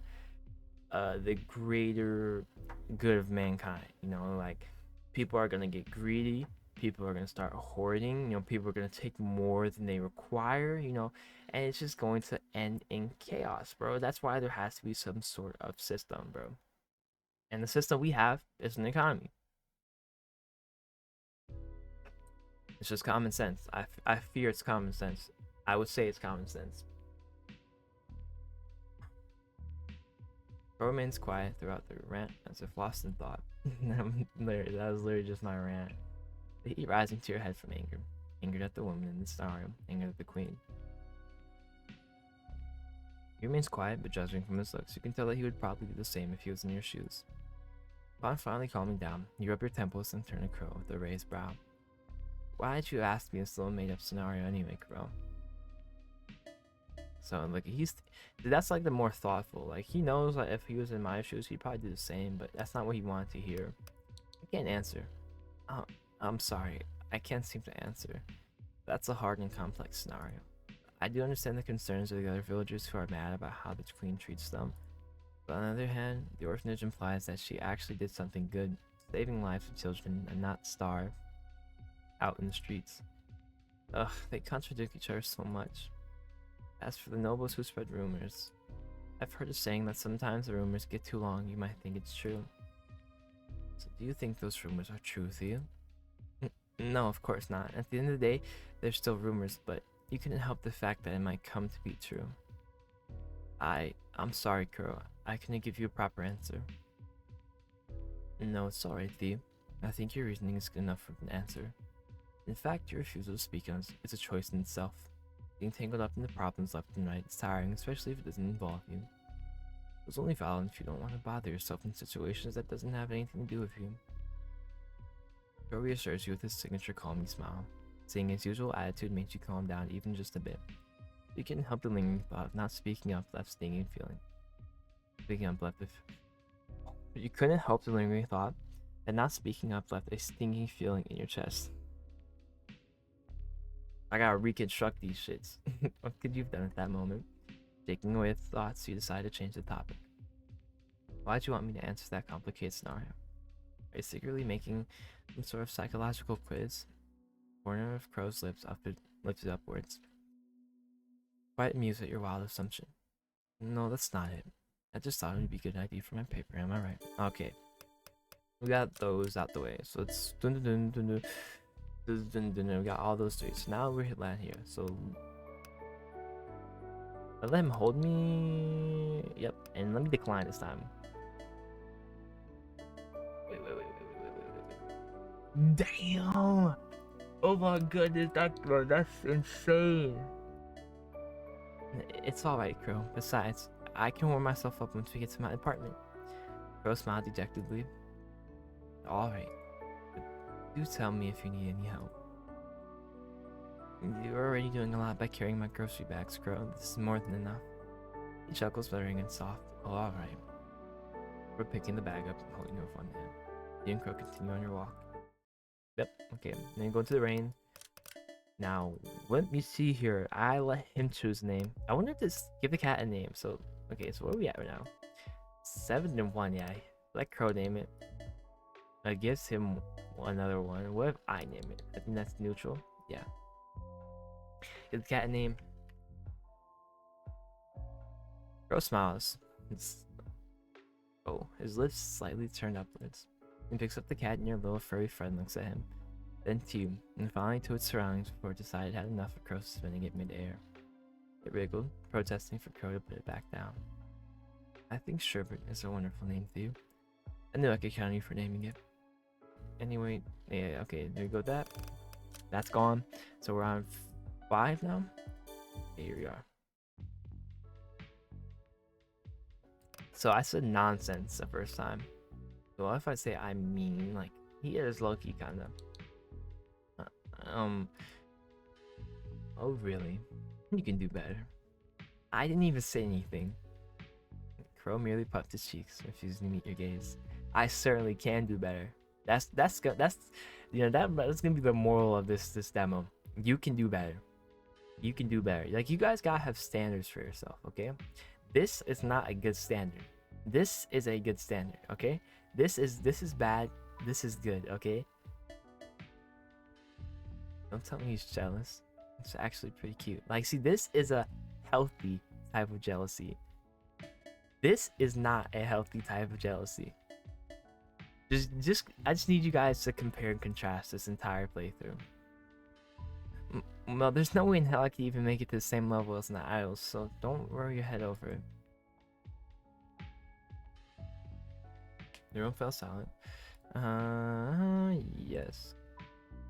Yep, okay. So that's Crow. I think that's all Crow. I think that's all Crow done, okay? But, you know, we still have 1, 2, 3, 4, 5, 6, 7. 7 to 6. Of course, there's a little pumpkin there. Oh, what's for Crow? Crow's all fancy. I like crows. Wait. I just got.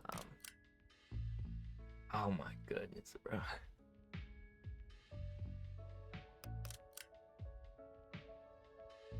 Oh my god. Oh my goodness. All right. Control yourself. Lock back in. Let's go. Okay, now we still got 7 CGs of soul. Like, that's insane. Okay, that's insane work. So we're gonna start off. This is where we start. So we're gonna see here. So I found somewhere else to sit. So let's ask Soul to get the hell out of my seat, bro. No, you refuse to accept this. That is your seat. Heck, you even made sure that people know it's yours by scribbling your name on the wooden chair. Oh, okay. Okay, yeah, I'm like, there's no way you did that. The last part is a lie. You'll probably get in trouble if you ever vandalize school property. But you've been in the library more than you could count, and you're pretty sure even the regular students who come here know that's your spot. Swallowing your pride, you slowly approach the seat of God. Tell him I see, Soul. Once you've made it to his side, however, he didn't bother to acknowledge your presence, seemingly more focused on the book he's reading. He faked a cough. It seemed to catch his attention, for he gives you a small glance right after, his nose still buried in his book. This seems to get... What? This seems to catch his attention. Huh?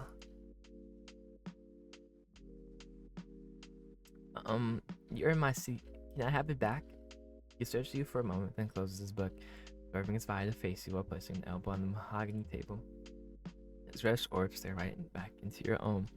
The confidence you had 5 minutes ago vanishes in thin air as his gaze sends shivers down your spine. Dark circles under his eyes add to his intimidating look. He raised a brow before looking around, under the table, on the seat, and even under his book before turning back to you. I don't see your name anywhere. You can feel the veins in your forehead pop out. Oh, so he wants to be a smartass, huh? Should put my name like I planned for jerks like him. You crossed your arms, not hiding your visible irritation, earning a low chuckle from the male who was seemingly amused by her frustration. So cute. Same. If you really want your seat back, you need to convince me to move first. Tell you what, how about a cup of coffee? If you can give me a cup, maybe I'll consider moving. Hit your inner cheek. Now you want to be his little servant. Who does this guy think he is? Turning your head to the nearby coffee stand right next to the exit, you observe some students enjoying their own coffee or reading or studying. Maybe you can grab his coffee and get this over with. Nah, hell no, bro. Get your bitch ass out my seat, bro. Do I look like your little maid? Just move and give me my seat back. You angrily voiced out, growing more and more impatient with the meal before you. However, he seems to be unbothered by her threat. His eyes half lit in boredom before going back to reading his novel. Snatch it! This guy's getting on my nerves. He doesn't want to leave, then I'm not letting him. You've huffed annoyance and moved around behind him. He did not utter a single word and kept his nose in the light novel. But he didn't deny the fact that he was a bit curious about what you're planning. The shock next was you pulling on the chair, causing him to gasp as he wobbled in the seat. Steadying himself, he was prepared to reprimand for your actions, but you cut him off once more. What are you... Oh my...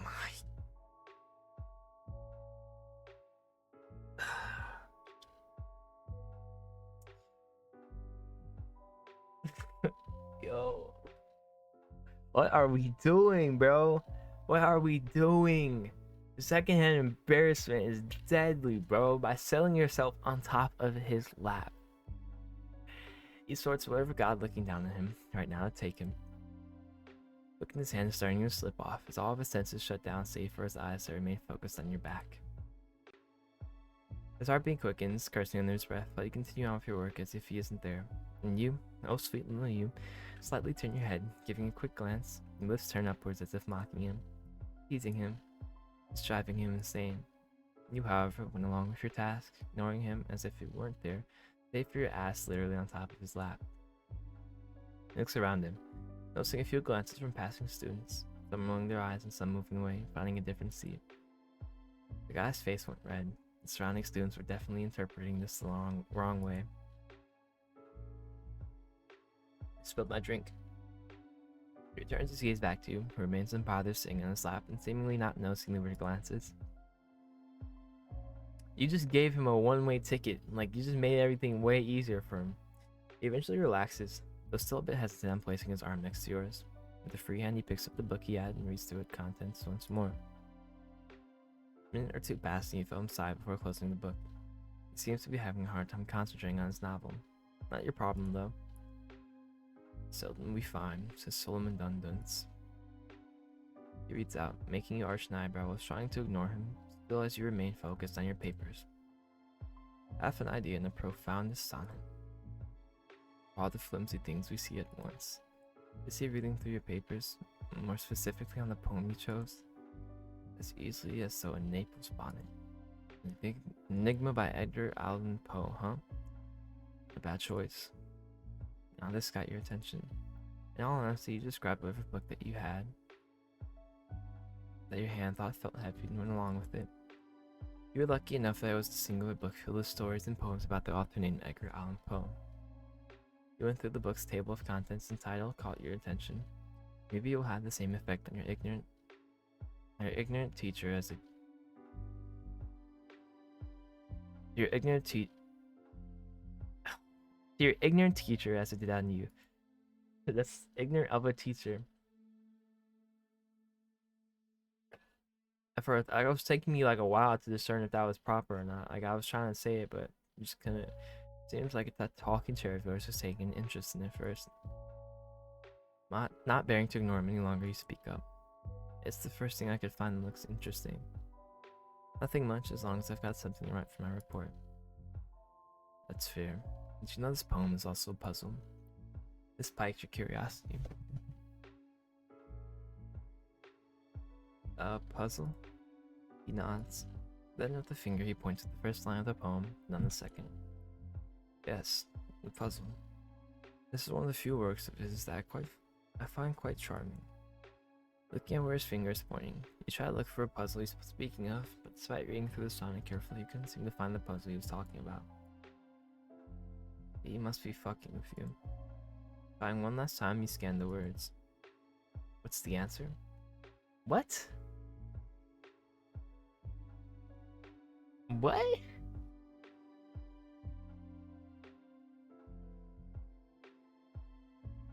Well, I'll have to see the freaking poem, bro. What?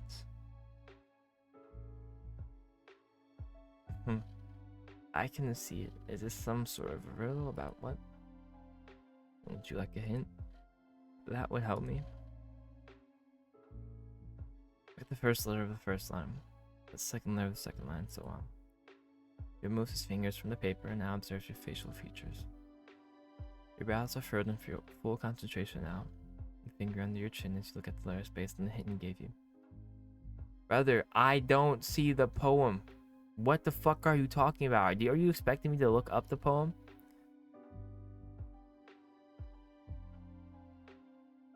Oh, hell no. Give up. I give up. So what's the answer? It's Sarah Anna Lewis. It's a name? Yep. Someone that the author had close relations to. I see. Well, you tried. That's what matters. You look back on your paper, the poem specifically, a newfound sense of respect for the sonnet after knowing its hidden meaning. It's just to add some more content in your paper, and maybe it'll help you get an even higher grade for it. Maybe hitting the books isn't so bad. You lean back on your chair, nearly forgetting that you're literally on someone's lap, causing you to accidentally press your back to his chest, making him jerk on the seat. This surprised you. You yelped and quickly stood up from the chair, turning to apologize to him. His previously relaxed posture is now back to being stiff as a board. His face was bright red, resembling a tomato, leaning forward on his seat, his chin rests on top of the table with a flustered expression on his face.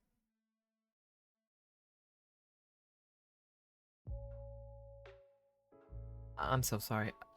I forgot I was sitting on you. Oh my god, I was sitting on him. Sudden realization hits you, and you quickly want to bury yourself on the ground. But soon, before you remain silent, his face still burning red as his eyes wide as plates. He shakily grabs his book and quickly stands up from the seat. Without sparing any time nor breath, he walks out towards the exit with a bit of a limp on his steps. You feel like ripping your hair out. You did all of that embarrassing shit for some guy who refuses to give you your seat in the library. You've gone to a different spot without having to do all of that.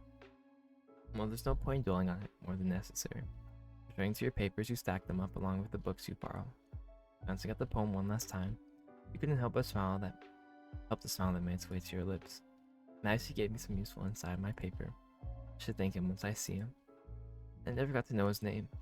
And you're so bad at interacting with people.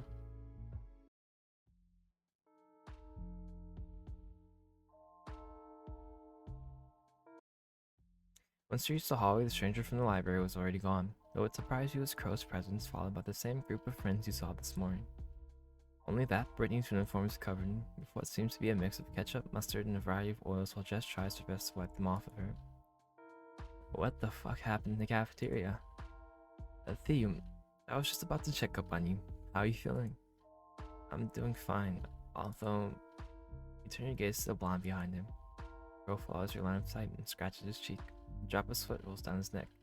Sensing your curiosity, he turns to Brittany. The blonde woman just waves him off, refusing to meet his eyes.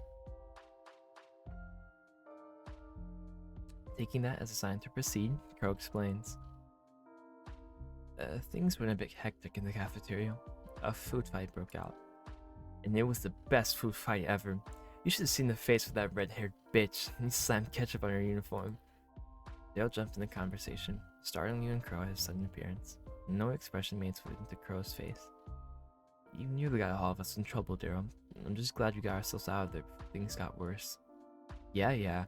Our knight in shining armor, Mr. Lichabad, always to the rescue. Billy, making use of that tile as a school rep, huh?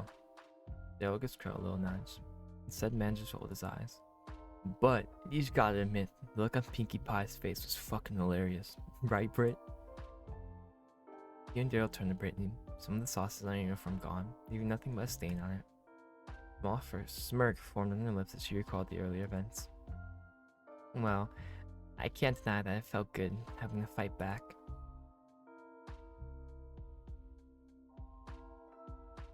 Daryl gives a toothy smile at the blonde woman, and she returns with her own snarky smile. Crow only rolls his eyes, shaking his head at the two troublemakers. Contrary to his visible disagreement, you couldn't help but notice a small smile on his face, as if he's proud of them despite the trouble they caused. As you observe them, you know something amiss, or rather someone amiss. Dio! Jess seemed to catch on your confusion at their lack of numbers and stepped up to explain. If you're looking for Tio, he said he was going somewhere else. I'm not quite sure where though. I see. Not that I was actively trying to look for the guy. Yeah, actually scares me. You recall the look he gave you right before you left the library. Just remembering it sends a shiver down your spine. You consider tugging on Crow's sleeve, wanting to seek for answers about his other friend. But seeing how he's going along with the group with a genuine smile on his face, you bit your lower lip. You couldn't bear to run the moon. I should head to my next class. Not sparing them any more of your time, you swiftly turn on your heel and rush out of the scene. He's quite a runner, isn't he? Daryl perks up beside Crow, sullen face, while the two stare at your departing form. Crow sighs and looks down on the floor. I don't know what I'm doing wrong. The taller jock says nothing, but gives his friend a look of pity, rubbing Crow's back as he tries to think of something. Anything. Oh, we're still at 0-0, this far in, to reassure the man next to him. Daryl's eyes suddenly lit up, a smile reappearing on his lips. Taking advantage of Crow's vulnerability, he swiftly snatched his friend's phone from his pockets, the latter not even batting an eye at his phone being taken. Instead, he questions him. The jock simply messes with his phone, his tongue sticking out from the corner of his lips. What are you doing? What are you doing? Trying to fix your love life. And you're welcome, by the way. What are you even talking about? Crow's eyes grew wide at the block of text Daryl showed him. Give that back. Daryl simply laughs as Crow fails attempts at getting his phone back. Daryl waves Crow's blue mobile phone in the air. Got no choice, Crow. I always sent the message. Daryl, you sneaky bastard. You'll call me your favorite wingman after this. The jock winks. A few feet away from the men, Brittany and Jess simply observe the two males. They turn to each other and shrug, wondering what Daryl could have done to get Crow flustered like that. We'll find out soon enough. Barely making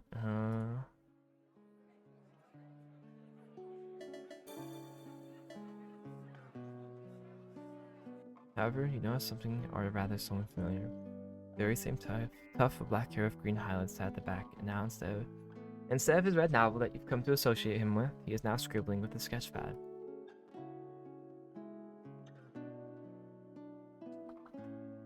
He didn't seem to notice your arrival. How come you've never seen him in class before? How odd, you thought.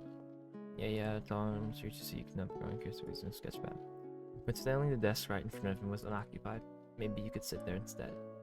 Settling with that idea, you move to the desk in front of him and place your things down. He remains unaware of your presence. You sit on the chair facing the opposite direction, and you casually place your arms on the backrest.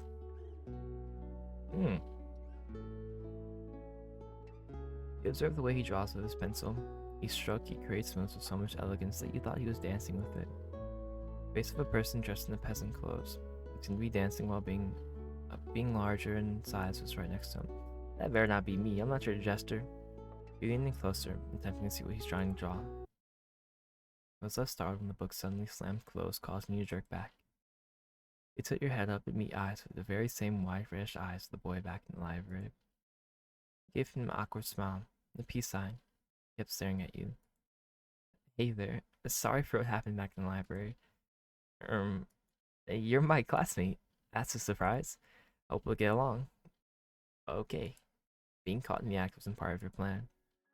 Quickly swerving around, you're now properly facing forward, ignoring the burning state of the male behind your head.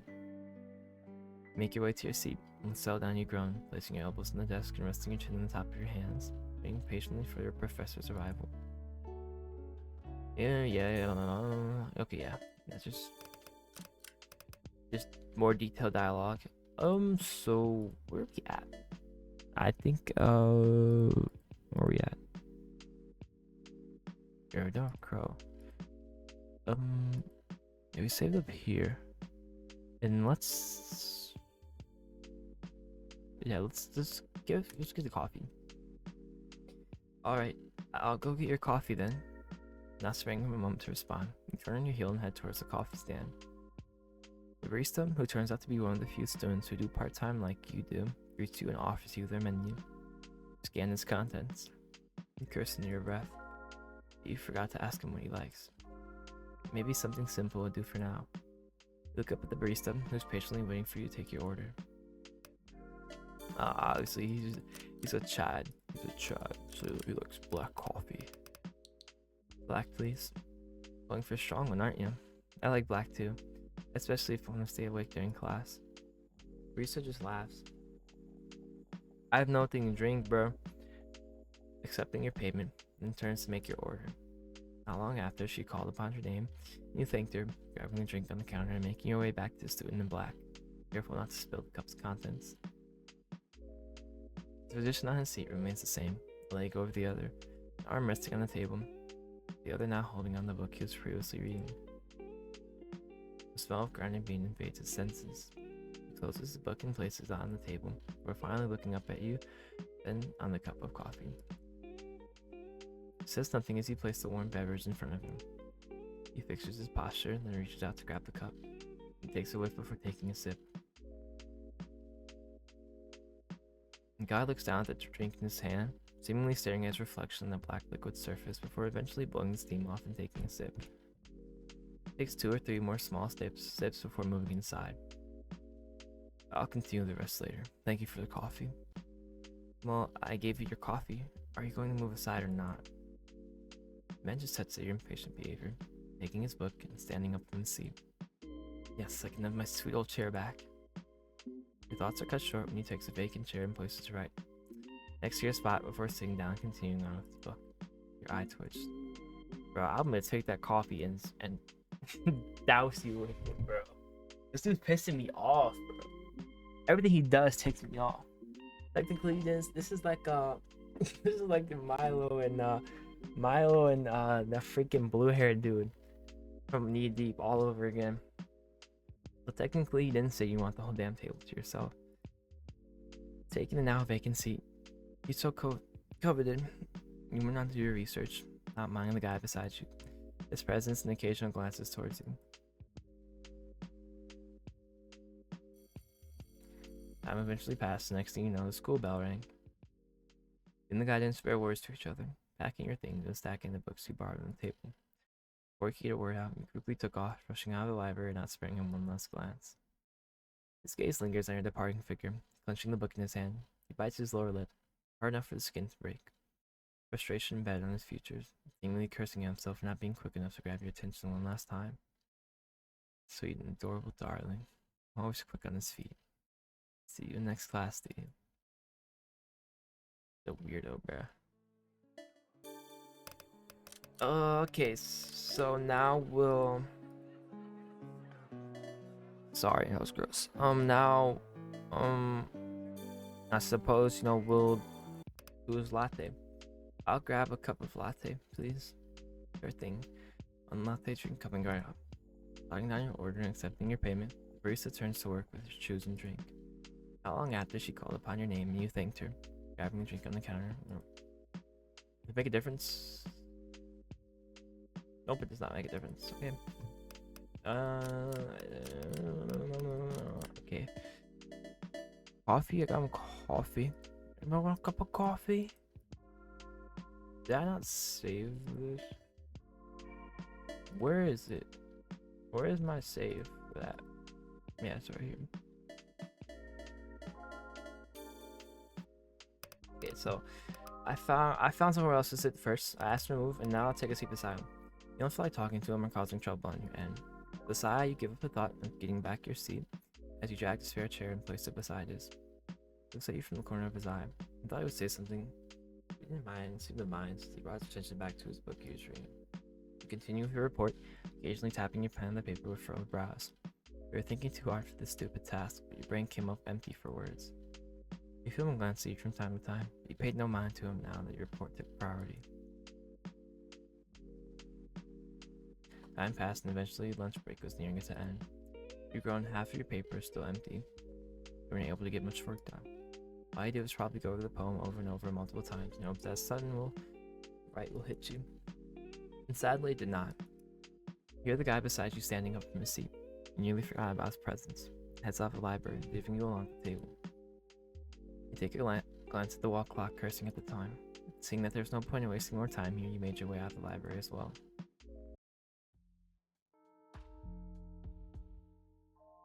Okay, it just leads us here. So that's done. That's done. What about here? I had my own lunch last time, so I'm gonna buy my lunch, and instead we're gonna go to Lion with Crow and them. I'll buy. Alright then. Yo, Gio, go find some seats while we line up. Yo, with Brittany and Wave. I got. Yeah. Like, Come on, Jess, let's get in line. Yes, of course. You may go first, Britt. With haste, Jess trails behind Brittany. Let's get in line as well before more people start piling up. We want to end up with the bad stuff, don't we, Theo? You can say that again. You shuddered at the thought, remembering the leftovers from the school cafeteria. With a nod, you and Crow made it in line with the rest of the student body. While you were lining up, Crow turns his attention back to you. I'm glad you decided to come with us, Theo. I know it may seem selfish of me to drag you along, but there are new friends now. I hope you don't mind. Okay. I'm gonna go get something to drink because my mouth is like deathly dry right now, bro. I'm back. What did I say? I said, okay, this is the friendship. I don't know. Maybe I'm just judging them too fast. Alright, give me a sec. It's been a couple minutes actually. Sorry, Theo. Their first impressions weren't really the best either. Well, save for Daryl. He seems to be the only one who was more excited to meet you. I can tell. Crow lets out a soft chuckle. I'm just happy that you're giving them a chance, Theo. The conversation with Crow ended there, and your focus was turned to the line. You thought for a bit, how are you going to fit in with the group?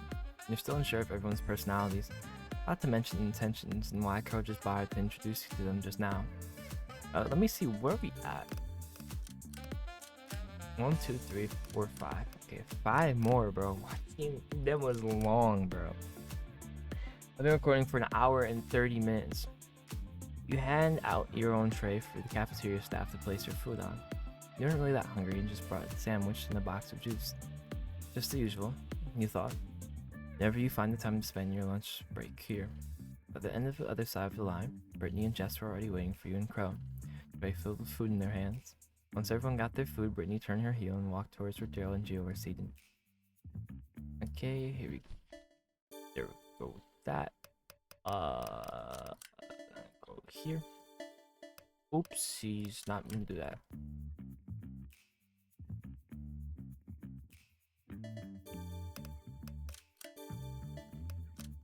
Okay, and this time I'll say nothing. Said nothing but bit your lower lip. His silence caused Crow to furrow his eyebrows. He didn't utter a single word. Okay.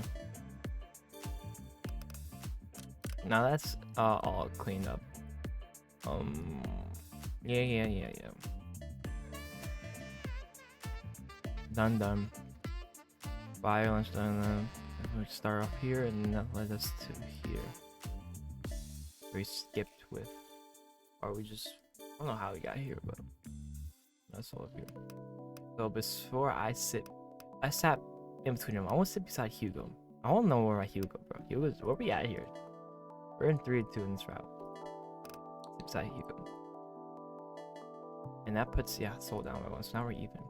Hugo greets you with a smile. Soul gave Hugo a small glare. The male just feigns ignorance to the glare.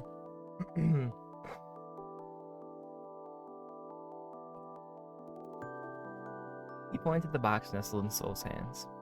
Is that your lunch, Soul? He didn't say that. As Soul unwraps the cloth, showing you 3 bento boxes. Picks out the first bento box I'll sell. Okay. Okay, now let's just skip you. And I said, so let's say I did eat this time. Hugo stops gobbling down the bento box. Soul gives him a disgusted look at the amount of stray rice taking on his friend's face. With the use of his chopstick, Hugo points at you. You should try it. Here, you can have some. I have another one made. Thank you. Soul stops Hugo mid-sentence. The octopus-shaped sausage that was meant for you held mid-air between his chopsticks. Hugo shrugs, shoving the sausage in his mouth, continuing on his endeavor in the bento box. Soul sets down a sandwich and takes out the 3rd bento box. Okay, yep, here we go. We're gonna go back. And we're going to...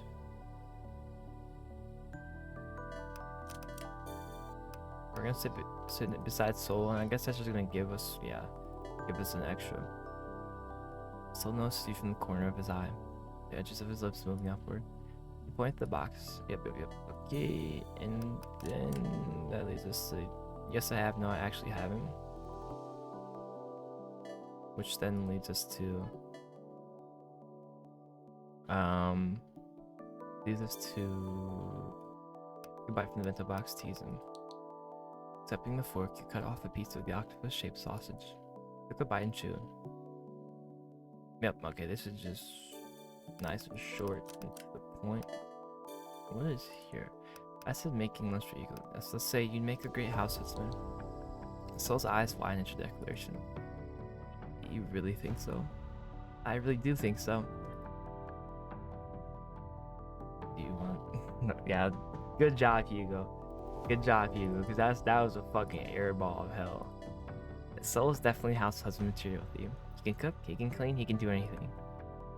I'd rather not be your own personal butler. That was a compliment. The two banter, but you couldn't help looking at Soul and the way his eyes sparkle. And they almost remind you of bright fireworks during the new year.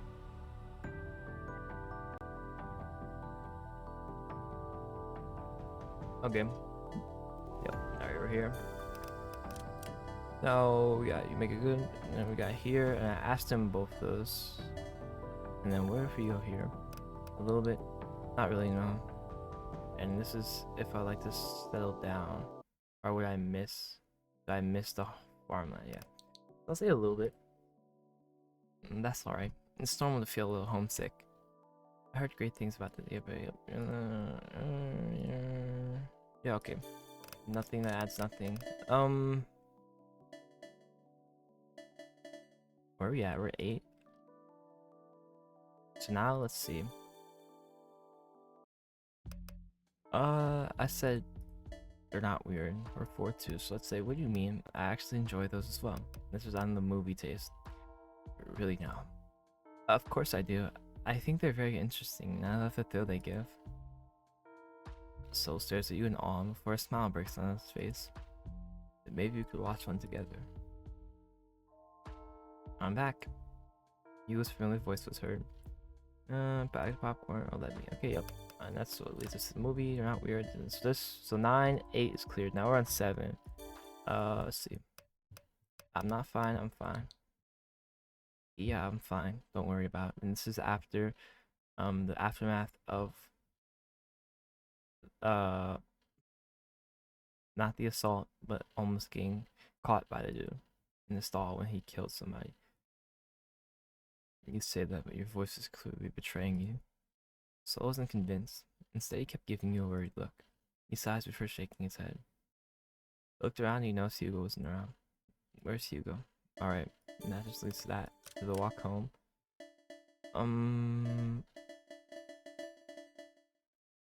Coffee. Okay, now we're here. So, before I said nothing, let's say thank you for saving me. You reach out to cup his cheek, and that's probably another CG. No, it's not. That's not CG. Him crying. It's not. Okay. I guess not. You reach out to cup his cheek. He flinches at the touch. Tears that he was trying to hold back are now flowing freely down his cheeks. He eventually relaxed as he closed his eyes and leaned onto your hand as he held it. I don't know what to do with. What I'll do with. It's okay. I'm alright. Here. Yeah. Okay. In my hand. And now I'll say, I think of Soul. You thought of Soul, and that's gonna, yeah, basically nuke, bro. I protected you. I didn't. Wait, no, I already did this. Yeah, I already did this one. Okay, I already did this one. So, where could these CDs possibly be? Non-stop. Nothing. Okay, so let's start. 1.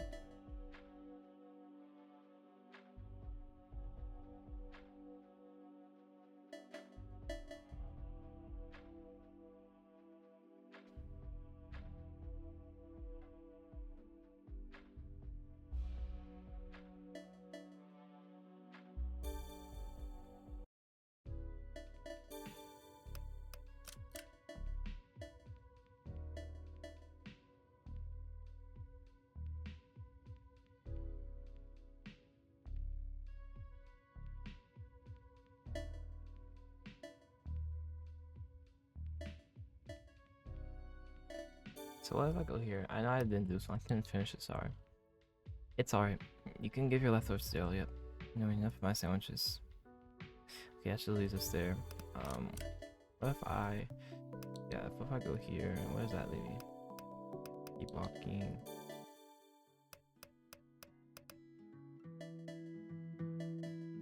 Leave it. Keep this even. Bro. 5.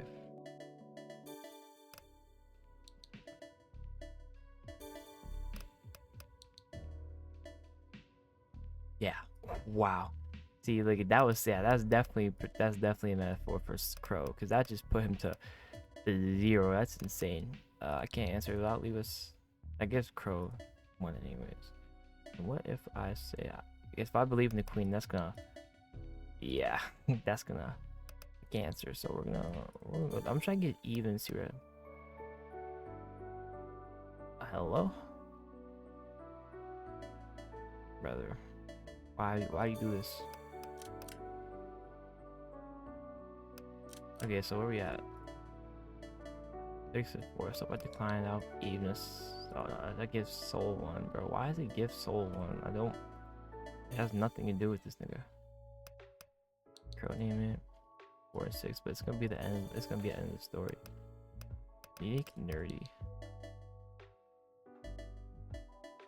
Crow scoffs playfully, pretending to be offended. He blows away a stray hair that got onto his face and gives you an incredulous look. Seriously? You laugh, giving him a little nudge on the shoulder. He merely rolls his eyes at your teasing. I mean that in a loving way. I think it's cute how you're nerding out, especially with your fondness for astrology. You lean in Crow's direction, gently petting the kitten in his arms. With your attention to the feline, you did not notice Crow holds his breath at your proximity. He cleared his throat, chuckling. Well, as long as you think it's cute, especially since this little guy is cute too. Yeah, this is 6 and 5. That's gonna be the end. So if I say nonsense, I'll put him up 1. Stop. Why is he? Why just do that? What? Why would that give soul 1? Is it just working, not letting us even out at the end, or what? 1, 2, 3, 4, 5. Brother, 5 more. What? There's gotta be some route that I just totally missed. So let me go through all my saves. So dun dun dun dun. No, I actually haven't watched the arcade. What leads us to the arcade? Let's see. A little bit, not at all. I can't afford to skip this one. Let's see. Although the idea of skipping seems thrilling, I can't afford to skip this one. I think I already did this one. Oh no, these are new. See, okay, yeah. There's no skip. Who knows what important projects your teacher is going to throw at you? You're going to end up behind just because of skipping 1 class. Thank you for the offer, you two, but I can't afford to miss this one. I swear I said that because I was like, I can't afford. Yeah. Alright. That's alright. Maybe we can hang out next time then. Soul turns to you. Would you like me to accompany you to your class? Yeah, okay. Of course. I appreciate it, so I'll see you at the usual spot, Soul. Soul nods to Hugo before said male walks away, waving off as he leaves. You and Soul walk around the hallway towards the next class's classroom. You couldn't help but check on Soul. Seems nervous. Yeah, hold you. Okay, we've already been here.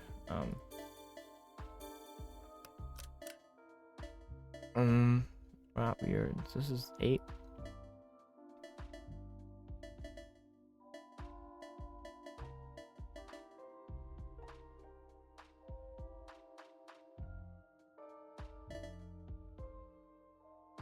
That was like the very start 0-0. Go with them.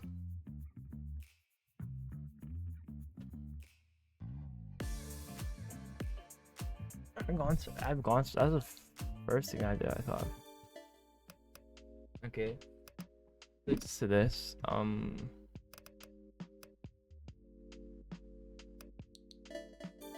I'll keep us at 0 or 1.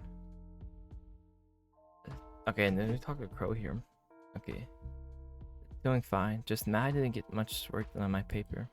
You can always come to me for some help, Theo. Give Crow a smile, thankful for his little help before turning to Brittany. The sad girl notices your gaze on her and just lets out a huff. She seems embarrassed. Yeah, here we go with this.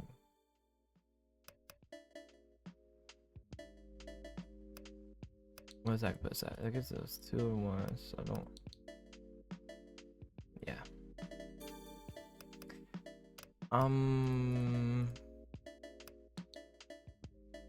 Yeah, it's fine. I can just look at that.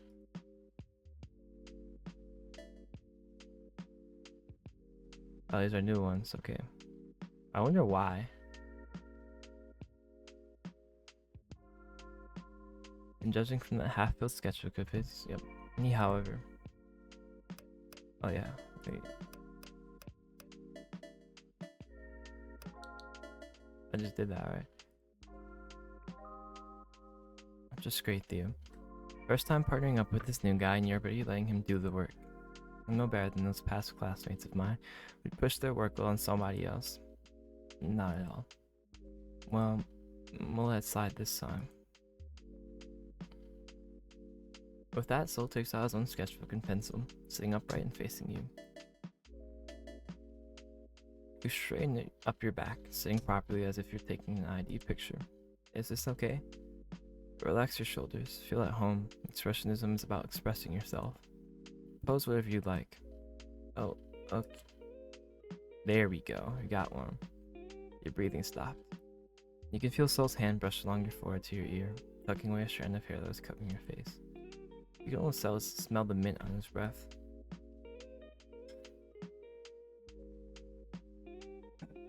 He was sure you were bright as a cherry by now. Soul leaned back and didn't say anything as he began sketching, his eyes hopping from the paper to your face. He swear every time you meet his gaze, your heartbeat quickens. You avert your gaze, distracting yourself from his focus to try to calm your beating heart.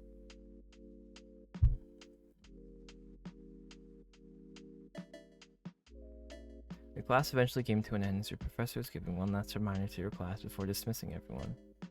One by one, everyone started to pack their things and left the classroom, while some stayed discussing more about the exhibit. Sadly, Soul isn't done with your portrait, which you were dying to see, but he said he's going to keep it a secret until he finishes it. You'd better not make me look funny. What makes you think of that? Like I gave you a mustache or something. What? Let me see. I'm kidding. You didn't know what came to him. He raised his hand to try and cup your cheek. He stopped midway, however, and tucked it into his pocket. You're so pretty. Did you say something, Soul? Nothing. Yeah, okay, where are we at? 1-1.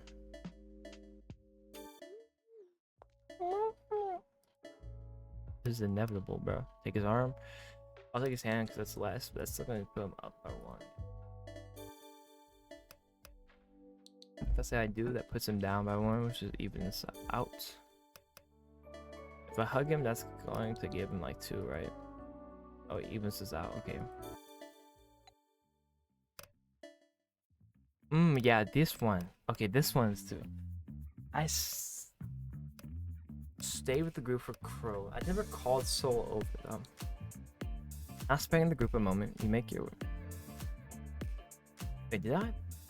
You make your way to where Soul is. Soul almost instantly notices you by the visible smile making its way to his face.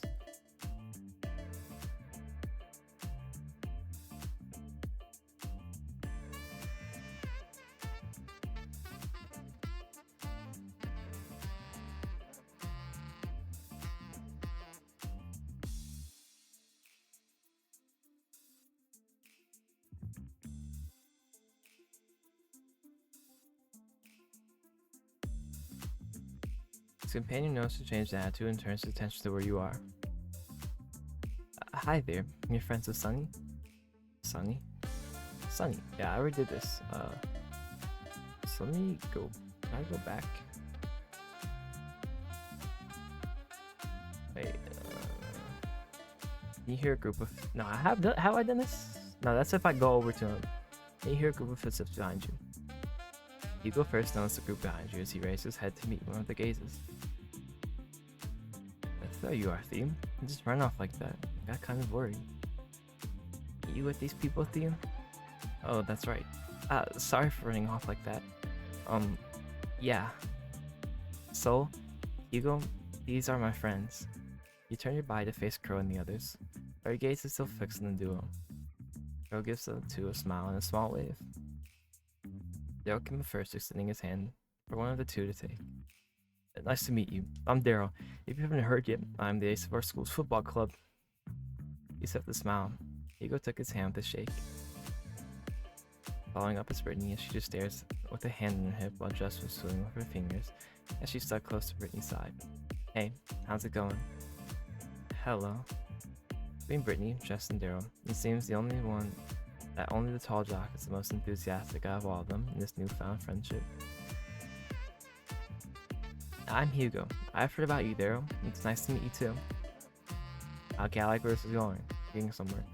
Thankfully, Hugo returned the same energy as the jock. I'm Jericho. Most people call me Crow. Nice to meet your acquaintance. Crow also handed out his hand for... Yeah, just stared at it. There's a slight awkwardness in the air between the two males, making Crow slowly retrace his hand back. No way. The atmosphere between the two, however, was cut short, and Hugo gave out a loud gasp and marched towards Gio, who was way behind the group, a visible scowl on his face. Hugo's eyes darkened as he tried to step back, but Hugo was quick on his feet, as he engulfed the taller male into a hug. No clue what that means. I wish they gave translation. Did it give it? No, it doesn't give it anything. In the book.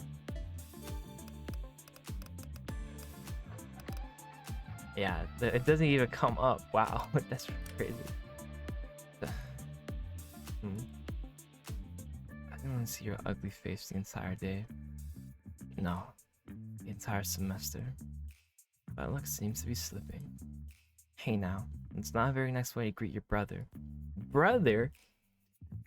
Brother? Well, I guess the craziness runs in the family. Though, I mean, they do got the... But, you know, I don't want to assume. Brother? Oh, guess, bro. What type of genes are these, bro? Another loud gasp was heard. Wait. This time it came from Daryl. He points at you, quite a bit dramatically. You have a brother, Gio? Oh, great. Another one. That's Big Brother to you. Everyone's attention was now on the three of them. Brittany seemingly amused by Gio's newfound dilemma. Joe just chuckled while Jess was surprised as well. Oh, right. Hugo started, finally letting go of Gio. The said male cursing under his breath as he composed himself and fixed his now ruffled hair as he walked toward you. We were actually going up to the rooftop for lunch today. We were hoping that you would like to come with us. He says now standing beside Soul. Looks at you with anticipation. You... Is this new? Have I saved this?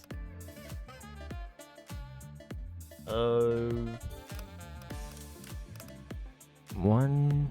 Oh, I'm off the mic. Sorry. One... Two...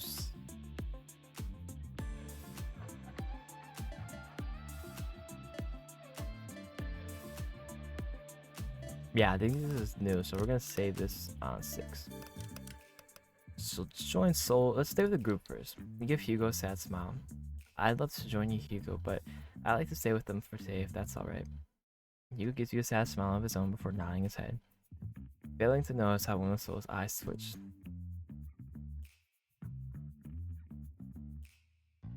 Oh, that's alright, Theo, but hit us up if you ever want to hang out, okay?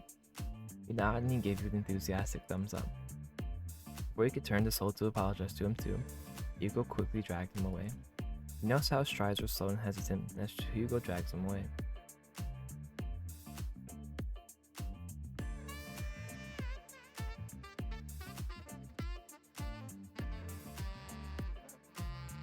He shrugged before returning with Crow and the rest of the group, and you inhaled the familiar scent of fresh earth. Okay, and this leads us to here, right? Alright, now what if I... Super dumbass, bro.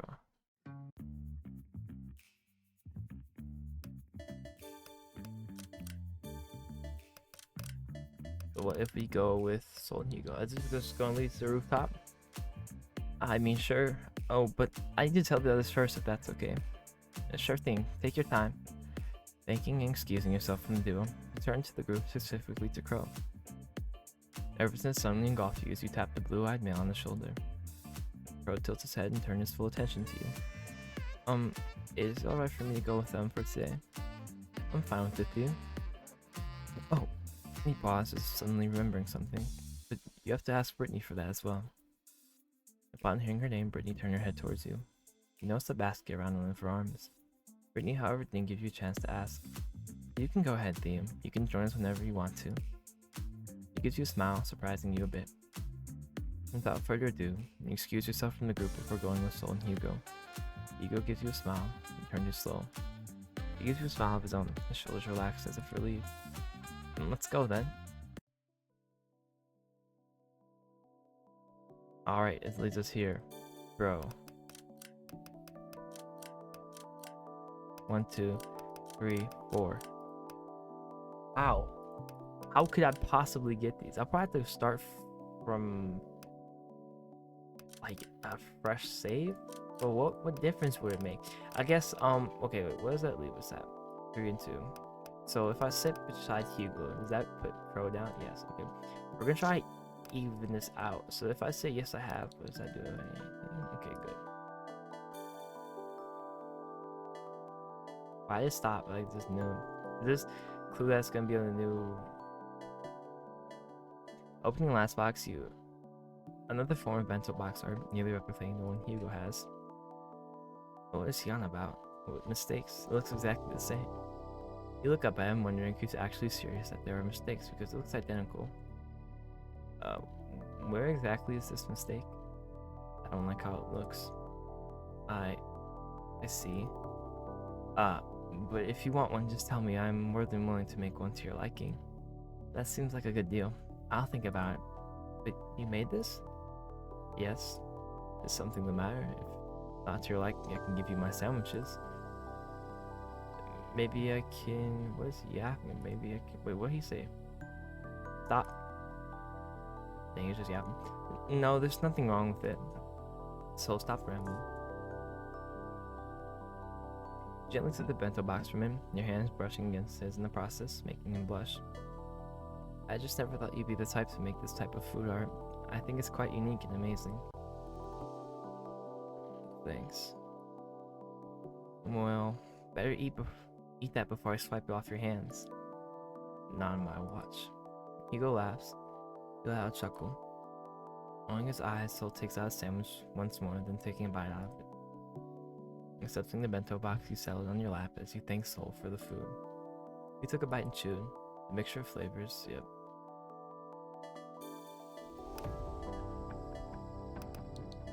That's definitely gonna give him one.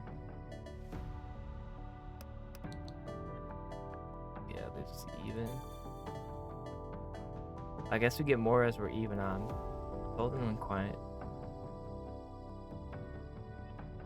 His gaze lost in thought. Caught your attention, tilting your head to the side as he called out his name. Soul? You okay there? But, oh, I'm fine for you. Perfectly fine. There was a hesitation in his voice. Like him. What? Like who? Like who, huh? You said something, Soul? He clears his throat, his back straightening and his eyes closing. That person. The one with the braids. Person? Geo or Crow, yeah. Does he mean Crow? You mean Crow? For a split second, his gaze darkens. Yeah. Did I ask you something? This confused you a bit. Hey, don't you say nothing. You better watch your mouth, bro. Like, watch that glare, bro. They didn't interested all of a sudden, and towards Crow nonetheless. Maybe you'd like to know more about him? Crow is known to be very friendly. Sure, what is it like you like to ask me? Do you like him? Your heart drops, you nearly choked on your own spit. I mean, it's quite obvious what I'm going for. And we're gonna say, maybe. Maybe. But I thought he likes me back that way. He just sees me as a friend. You got an awkward chuckle. Somehow realizing that made your heart ache a bit. You know that Crow likes you as a friend, that you are for certain is true. But does he like you the same way you like him? Would you risk whatever you have right now, Crow, for something as selfish as him liking you back? You're in a daze. When you turn your head back to Soul, your brows raise in mild surprise. His expression is dark, his eyes brighter than before, and says nothing as he stares at the ground below him. Grip on his bento box is tight, the tips of his fingers going pale from the immense pressure he's applying on the plastic container. Is that so? How about you? Do you like someone? He quickly changed the topic, throwing him the same question. His grip on the box loosens, the darkness in his eyes gone as if extinguishing the fire. He pauses his breathing. Don't say me, bruh. He's breathing a bit slow before answering. What would you do if I said yes? Huh? Oh, now that's a spicy confession. So, have you confessed to them yet? I want to. But he sighs and lets out a small laugh. A lot of things to do before I do. And he leaves you at that. Okay. So that leaves us at 02. I'm guessing if I say no, that's just gonna keep us even. I hope, because if not, oh my god. What makes you say that? You nervously laugh. Nothing of the sort. Hesitance lingering within his orange orbs, unsure if whether to believe you or not. Wanting to change the subject before he gets any more suspicious, throw out the same question he threw at you. How about you, Soul? Surely there's someone you like. He smirks, the very same grin he makes when he teases, makes his way up to his handsome face. Why? You interested?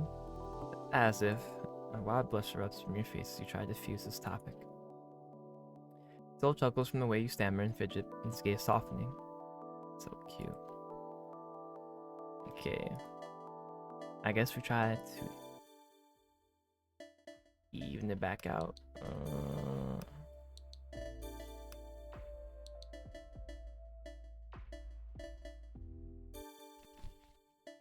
Did I miss it?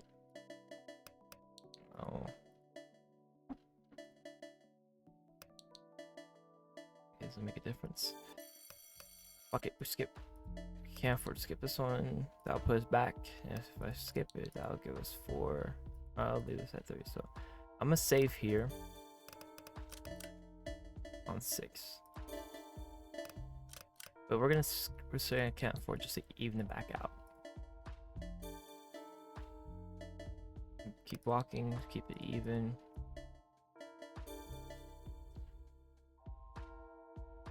New lines. Just then your classroom door open and there's the Crow. His eyes perked up upon seeing you. There you are, Theo. Just in time for next class too. You just noticed Soul's presence beside you. In this one they've already met, so his eyebrows perked up as he gave the tall student a soft smile. And hello there, Soul. What brings you here? Soul, however, was silent. Gaze dark before responding. Just escorting Theo. That's really sweet of you to do, Soul. Crow didn't mind the mail any longer before returning his attention back to you. You should probably get in. The professor's coming anytime now. Oh, right. Thank you again, Soul, for coming with me. Enters your classroom along with Crow. Failing to see Soul's ever-darkening gaze as his fist clenched, drawing blood. Drawing blood? He stares at the door, moving aside as he leaned on the wall right beside the door. Soul looked down and stared at his palm. Okay. Damn, bro. Soul's right eye twitched, looking at the broken skin on his palm. The light in his eyes is gone. Ew, what the hell's... See, raise it. Okay, I do that, but like the way he's doing it is like if I pick at my fingers and they start bleeding, then I just like suck it away. But this is like you're in the hallway, our doors are like he raised his palm, and the way he's doing is obviously weird. Like the blow it. Ichiban, it's always been you. I've dealt with him years ago. Do something, bro. Do something. I dare you, bro. Do something, nigga. I dare you. Alright, we're even out. Okay, if I leave it, now deny that little sequence of him. Okay, more lines. See, there is a way to even it out the entire time. I just thought about so where that gave us 1, right? Okay, now we only need 3 more, so I'm supposing we're going down the right path. I hope it's like a big fight between them, and it's just not Crow getting bodied helplessly. I just thought about where am I at?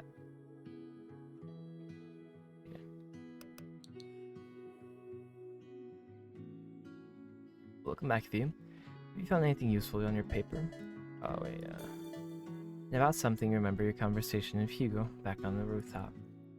Also, maybe I could get some extra points from the professor. Except with the wink and a nudge, Crow just chuckled. Is that so? It's very smart of you, Thea. Why, thank you. It's a little bow, tipping your. Okay, wait. Alright. Tap a shoulder. Go back as a Crow. I guess him 2, so I'm just gonna go with this one. And we're gonna save you in case we gotta come back here. Okay, this is the big one. So if I see her as a friend, that's gonna give him 3 of 6. Nothing of her. 3 and 4. 5 suspicious.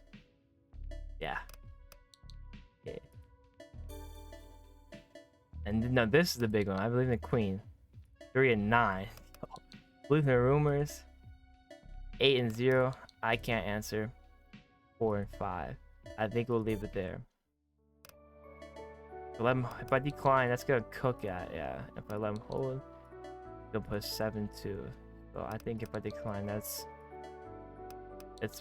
is 5, and this one's 4. So yeah. Pro name it. Pro name it. Unique. Nonsense. How did Soul get one? Nigga, I'm spending time with Crow. Like he's at my house. How is Soul even being thought of in this situation?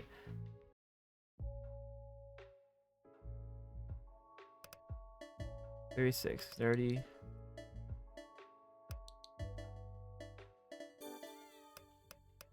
I mean, 35, nonsense.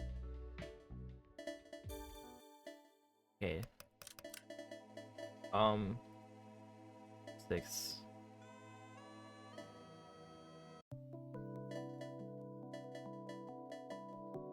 Three, 4. Something up here. Crow gets so I gotta have him.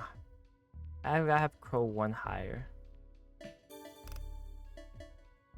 Or what if I can't answer if I did last time? I believe it just cooks, yeah. And that cooks, it puts him at 3. So let me try that. Decline you, which is 5 6. Like Crow name it puts us 5 7. At name keeps us 5 6. Oh. Yeah, check. Keep me check. If I say I mean that puts us both down by 1. Okay.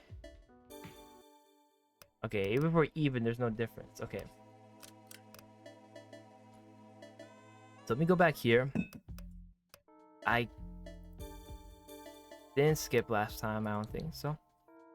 Wait, did I skip last time? No, I skipped. Wait, did I? Yeah, no. Oh no. Let me go back.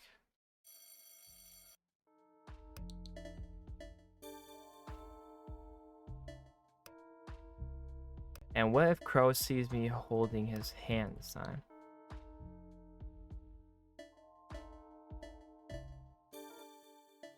Nothing happens. Keep prying it out.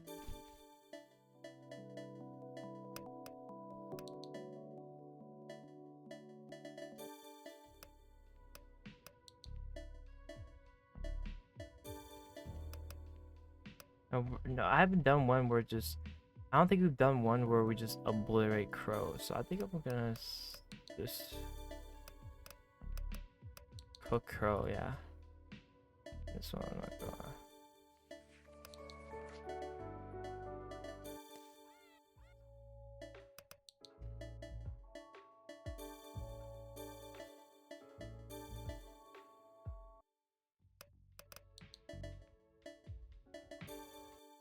No difference. Now let's skip. But watch the movie. This is nothing. But go to arcade, that would give Soul nothing. Let's watch the movie. I say they are weird. Yeah. Oh yeah, these. Okay, I got these. Okay, I forgot all about these. So this is holding onto the door.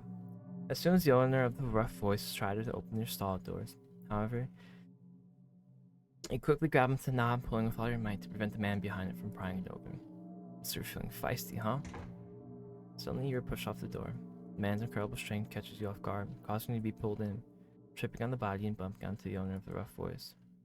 He looked up and froze, the eyes met with stinging gold eyes. He's dressed in all black, with black leather gloves to match. He roughly grabbed your hair, causing you to hiss and groan from the sudden pain from your head. Giving me enough trouble, little kid. I must pay for it. Fuck, please. I don't want to die. You close your eyes, tears stinging the edges as you tried to pry off the man's hands off of your head, but to no avail. Okay. Pain from your head's now gone. Ugh. And you felt the hand coming to touch your hair. You flinched, you slowly backed away, your legs shaking as you still refused to open your eyes. Your arms wrapped around you. Okay, yeah, we've gotten these before. So let me...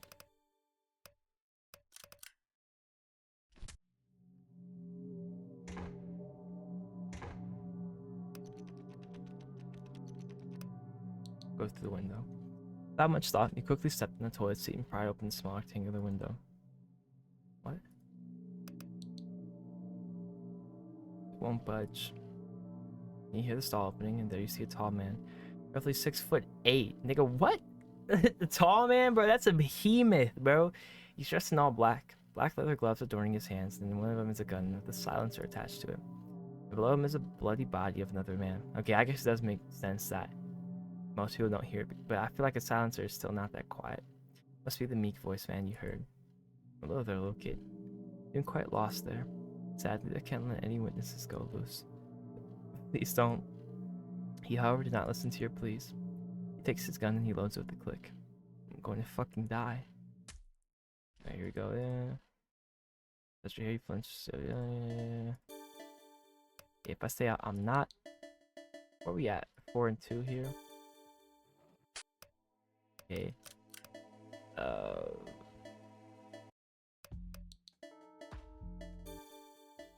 Let me save up here. So I went to go watch the movie. Let's see. I enjoyed these as well. Wait, no. I'll do nothing here. So fine. Okay. Go to arcade. Oh, now I have the option of the horse plushie because Soul is on top. Soul's on top. Remember how Soul likes horses? Maybe you can try to win one for him. These are his tokens after all. Pick out some tokens Soul gave you and insert one in the coin slot. Machine works for life as you take the joystick on your left hand while hovering the red button on your right. You're focused, eyeing the claw in this position, trying to align it with the horse plush. The claw takes hold of the plush. Your eyes widen as you cross your fingers, hoping it catches it.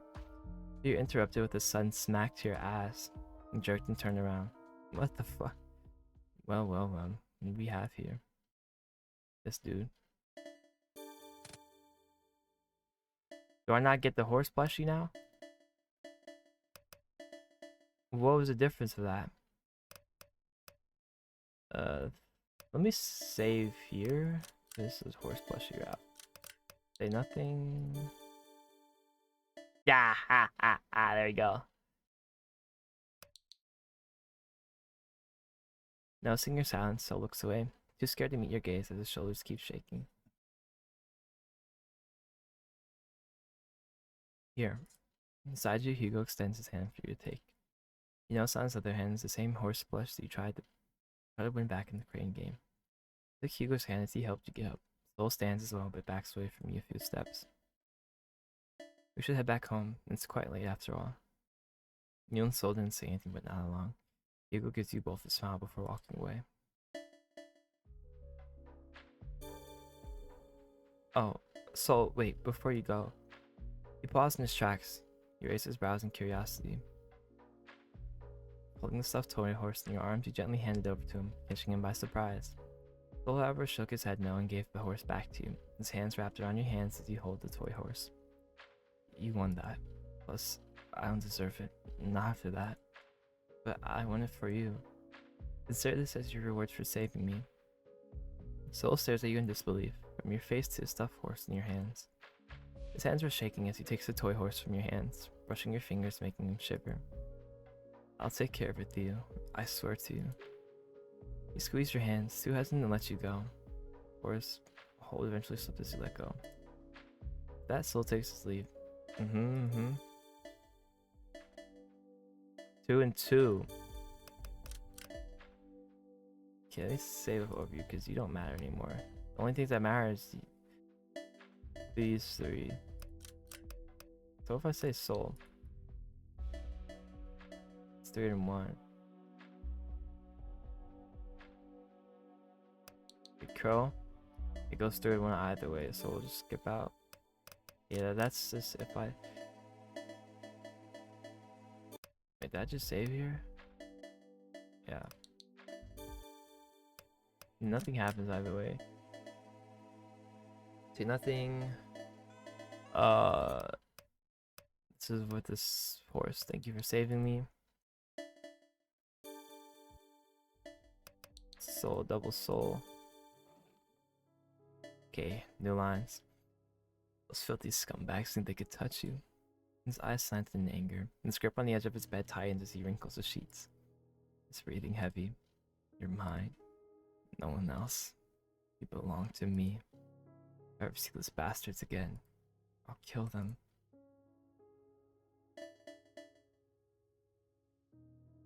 It's time to contact. Salem Bongers times 2.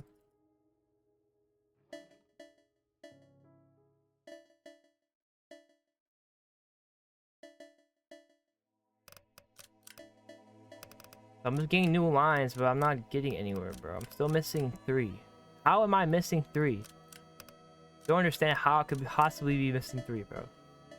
I said thank you for. So let me say thank you for saving me. Instead, let me say Crow. Nothing happened. It just comes in. Say nothing. I did both of these, right? And it just leads to, yeah. So let's arcade. Got the horse plush. Let me try this. You tapped on the transparent glass, cooing at the cute Shiba Inu plush. You will be mine. Someone at the fuck. Oh, you have here.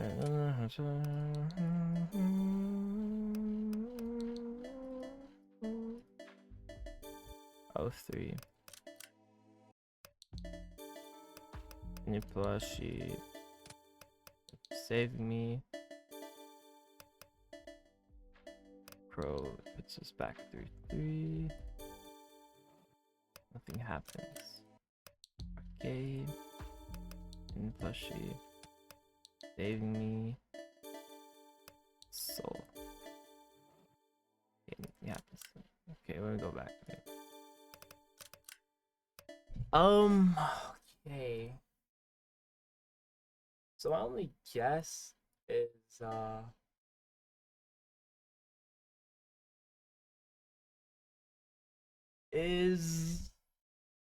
stretch. Okay. Oh, I'm sleep. I was maybe lightheaded. Okay, my only guess is starting over. Starting over from the start. Going from the start.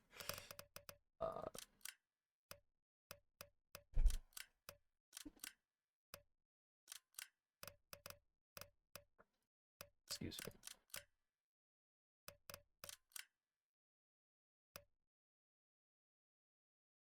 Oh yeah.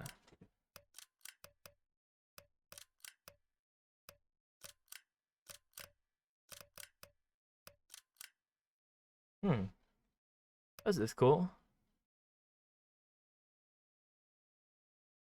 Not reading all this, but 185. Oh my goodness.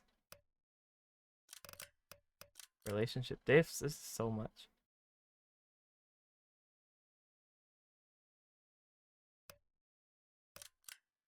He's so hot, bro. This dude.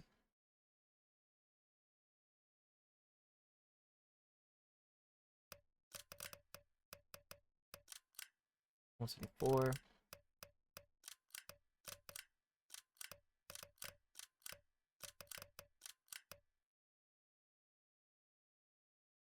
Bro's very first friend. Wait, I didn't mean to do that. Brother, how do I...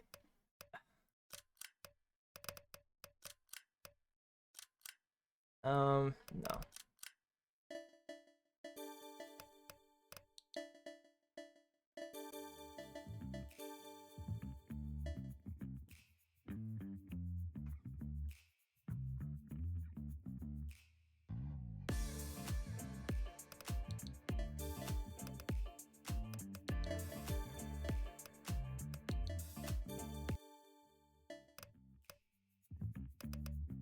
Go with them just leads to the lunchroom, right? Yeah. Go somewhere else.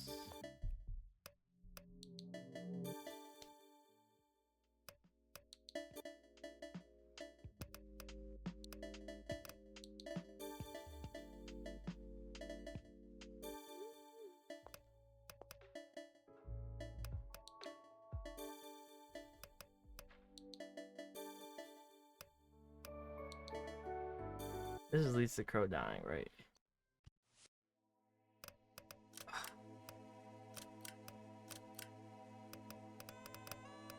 I'm gonna have to look this up, bro.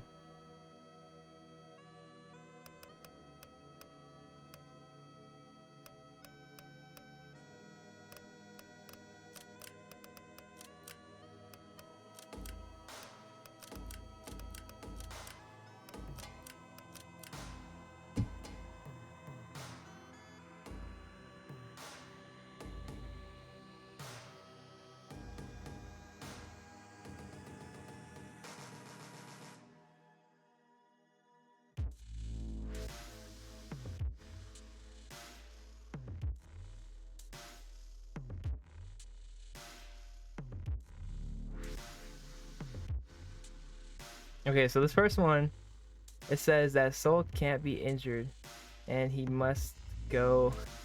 I must go to library. So how do I? Okay, so let me just start from. Let me make a save from the start. Yeah. See you. Cool.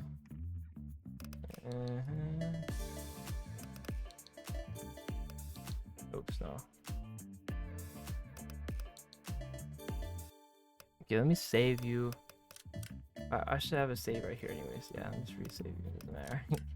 Okay, so to stop Soul from getting injured, I have to go to the library. No, because he gets injured anyways. I have to go to...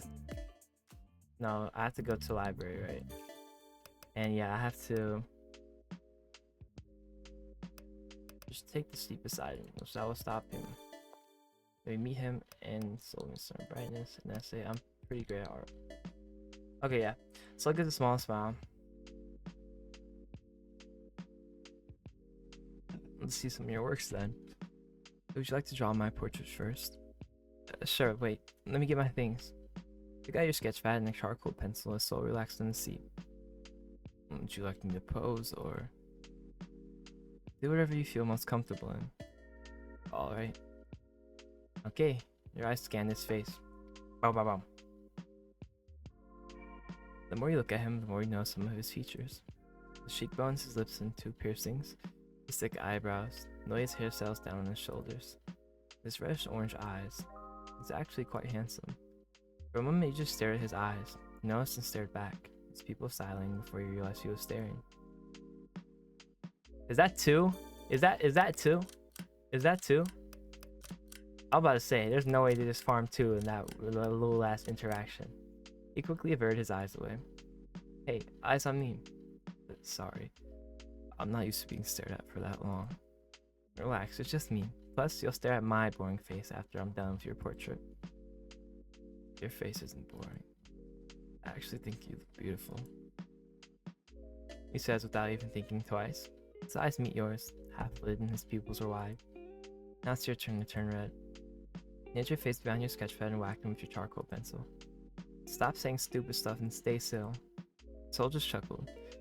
Stilled his movements, a hand on his chest and a smile on his face. Before you knew it, the bell rang and class was over. You weren't done with your sketch, however. Conversation kept repeating in your mind. It made it too hard for you to concentrate. I'm like hell you're going to show it to Soul. Come on, just a peek. It's not done yet. Boo. You chuckled. Chucked the sketchpad in your bag before Soul could grab hold of it. You got up from your seat.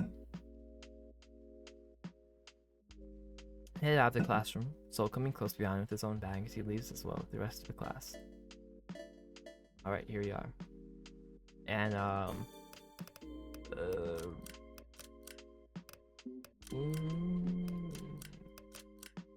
so this is 1, 2, 3, 4, 5, 6, 7, 8, 9, 10, 11, 12, 13.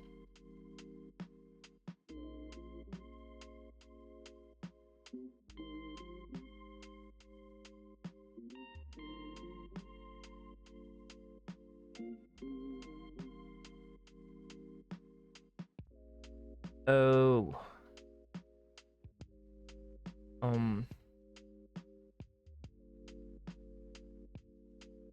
Go to the library. Okay, wait, 13 is skip class to Soul and Higo. Go to the arcade, have Soul with at least choose to have him walk you home. Bruh.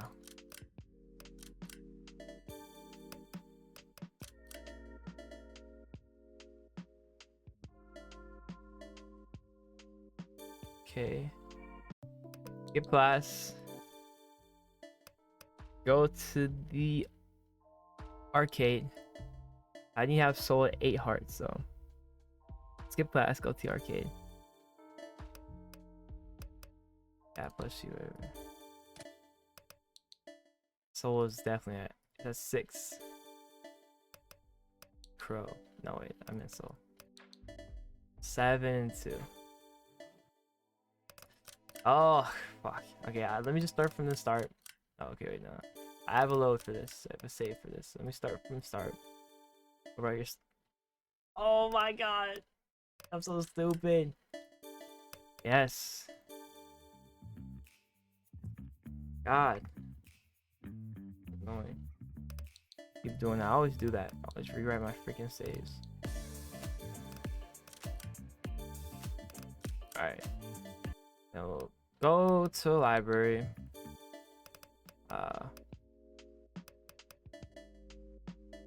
Ask them away from my seat. Forcing to give up his seat. There's no way me sitting on this nigga's lap does not give me any hearts. Like, bro, I have my ass cheeks on this dude's crotch. Yeah. Coffee. That doesn't matter. Let's start farming now.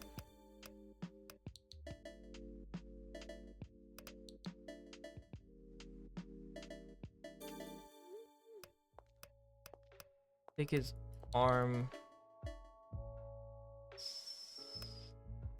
and keeps us at 3. Okay. I do. Hug him.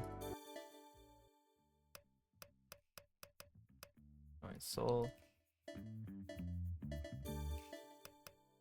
Sit beside Soul. I actually haven't. Take a bite, tease him. House husband.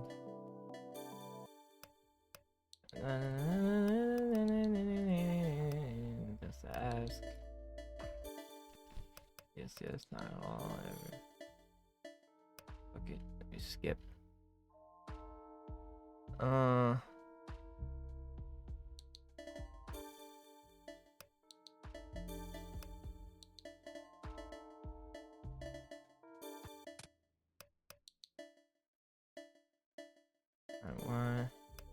Okay. Now we get the option. Now we get the option to let Soul lock us home.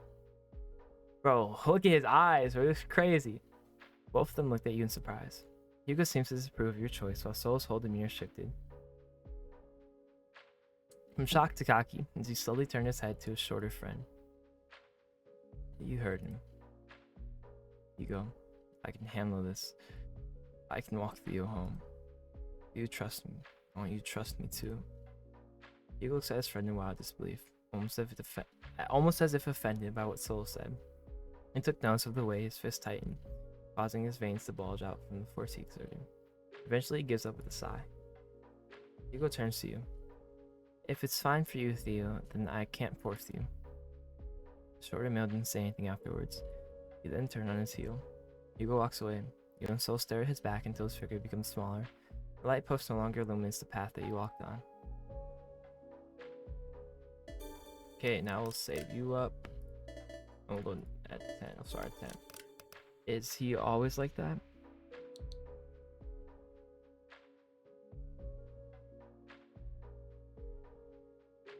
Shoving the redness away from his eyes, he turns to you.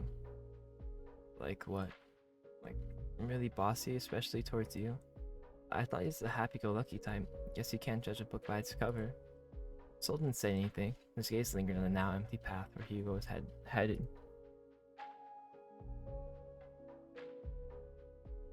He takes your hand and wraps his fingers around yours, with a smile on his face.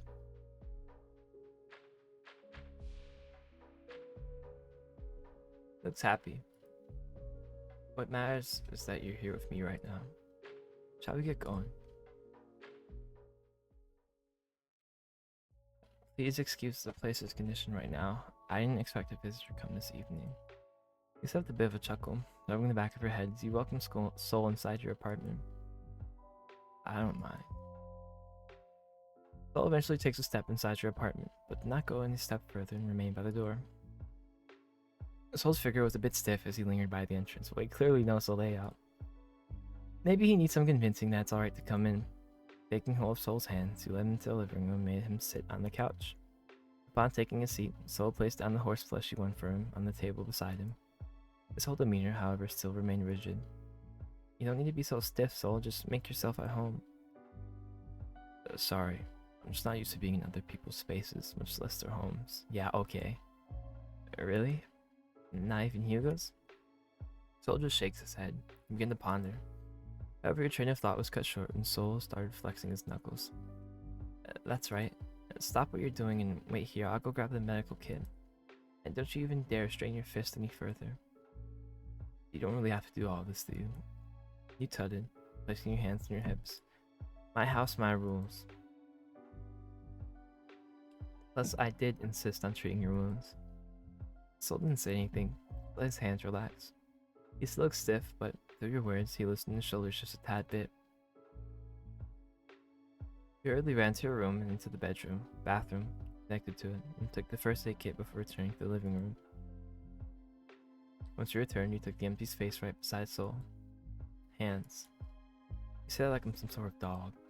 Despite his remark, you did as you told him and showed you his hands, taking his hand on yours. Your eyes furrowed at the gash and the few blisters adorned on his once pale knuckles. Taking a disinfectant and a piece of cotton from the kit, you lightly dabbed the formula on the cotton. This might sting a bit. Soul didn't say anything, taking it as a sign to proceed. You gently dabbed the cotton on the bruises of his knuckles, turning a few hisses here and there from him. Did the same to his other hand, but this time he was silent, seemingly used to the stinging pain.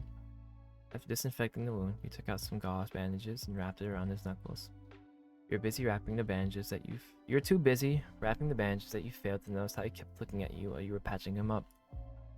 You only realized this when you finished wrapping his hands. You looked up and your eyes met with his reddish-orange orbs. Orbs that reminded you of summer daisies of a rare breed. The word summer doesn't really quite fit him. Instead, he reminds you of the harsh and cold winds of fall. Despite his icy exterior, he has shown you nothing but warmth, like a fuzzy scarf to shield you from the freezing autumn winds. He hasn't let go of his hands from yours yet. Whoa.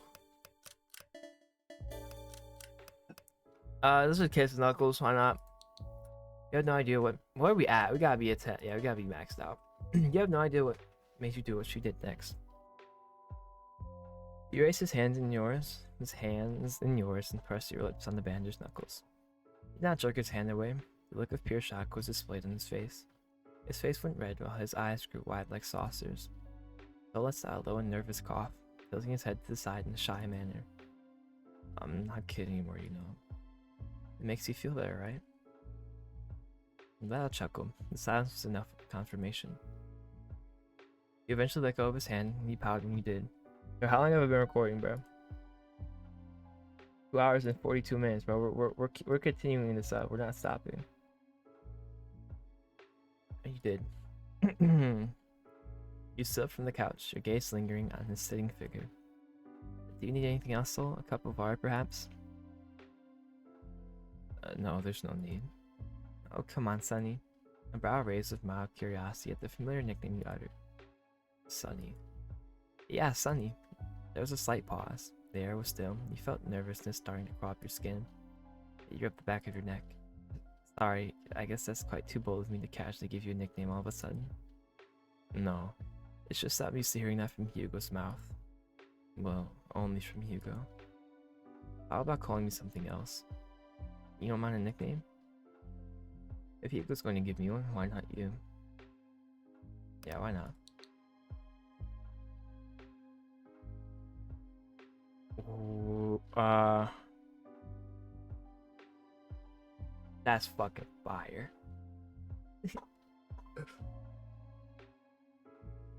Soulless. Yeah, soulless. Quite fitting for someone like you, huh? You nudge and wink at him. Soul merely smiles and shakes his head, looks up at you and admires your face. Sure, Theo. You can call me Solus whenever you'd like. Now it's done. The hand over his heart and gives you a knowing look. Gaze serious as if he's about to make a vow. Let me repay your kindness to you. Hey, you don't have to, so it's the least I could do as your friend. No, I insist. I can make you dinner tonight if you'd like. That won't be necessary. Before you could protest, however, you could feel your stomach rumble. The sound was loud enough to be heard. Starting a low chuckle from Soul. I can... On my watch, mister. Your hands need to rest. I'll do the cooking. Before Soul could retort to insist on cooking, he pulled him up from his seat and started pushing him towards the kitchen dining room. Is there anything you like and don't like? Nothing really. As long as it's from you. But really, I'm fine. You've done enough for me already, Theo. I'm just doing this to return the favor. Shake your head no before forcing him back to his seat. Soul sighed and gave up, dropping his elbows on the wooden table as he looked at your figure. Happy that he complied, you turned to stare at your kitchen sink. What the fuck are you going to cook? You've never had a guest here before. Heck, even Crow has never entered your apartment. You had no other friends to even call ever to hang out. Are you really this lonely? While you were in the middle of fighting your own thoughts, Soul hummed a tune. You hear him drag his chair to stand up, and you soon find his tall figure now looming behind you. He held his hands behind his back as he inspected your cupboards. It seems like your kitchen is quite empty. Well, it's not completely empty. Reaching out towards the cupboard above you, he pulled out a box of curry powder and gave it to you. Oh, this could work. I'll look forward to it. An idea then struck you. What if you help me make those cute food arts like the one you made this afternoon? You mean the bento box I made for Hugo? I can. Does that mean I could work in the kitchen? Not a single finger. Ugh. Soul merely pouted. He placed the box of curry on the counter and he crossed his arms and leaned on his back, his gaze not leaving your figure. Alright, Pumpkin, let's see what you've got. I'll lead you as you go. Using your phone, you searched up how to make simple curry, checking a list of ingredients that you thankfully had on hand before preparing everything on the counter. Soul checks her out and lets out an approving hum. He begins by telling you to prepare the ingredients. Thankfully, you have most of it lying around. You wash the potatoes and carrots and proceed to peel the skin off one by one. Soul still remains right beside you, his arms now crossed as he observes. You set aside the vegetables, however, he suddenly takes out a knife from your knife holder along with your chopping board, then moves to chop the vegetables. You're about to protest, but stop yourself and he gave you a side eye. A smirk on his face as he cut them neatly in equal sizes. He has experience and he made it clear. Show off. After cutting them, he sets the chopped vegetables in the bowl and he waits the rest from you. I could have handled it on my own, you know. Yeah, you can. But if I'm stubborn like that, well, at least this makes the work faster. You eventually finished peeling the carrots and took the knife from Soul, showing him a way and taking his task. Soul complied and went back to laying on the counter. He looked at the perfectly cut potatoes and carrots. Did he make flower-shaped carrots? How did you do this? This. It's so cute. Do you want me to teach you? Wait, let me do it first. I want to see how I can replicate it. Grabbing a piece of the sliced carrot, try to replicate the flower-shaped carrot Soul did. However, every time you slice carrot, However, every time you managed to cut one, a piece of peel would fall off. Again and again and again. You placed the knife down, and threw your sleeves up and continued on. You were too focused on trying to cut a piece of carrot to fully realize that a large pair of bandaged hands were now fully on top of yours. Soul's figure loomed behind you, his torso pressed close to your back as he leaned his face right next to yours. Breath fan on your cheek while you stand frozen. You can feel the heat slowly rising up your cheeks. Calm down. Let me help you. With his guidance, he leads you with utmost care. Don't cut too much. That's how you managed to accidentally cut off a petal. Do this instead. You couldn't focus. Your heart was beating too fast. The rumble his chest makes whenever he speaks echoes through you. You can feel his heartbeat as well. It's beating off. It's fast like yours. You let him lead you, like a puppy to its master.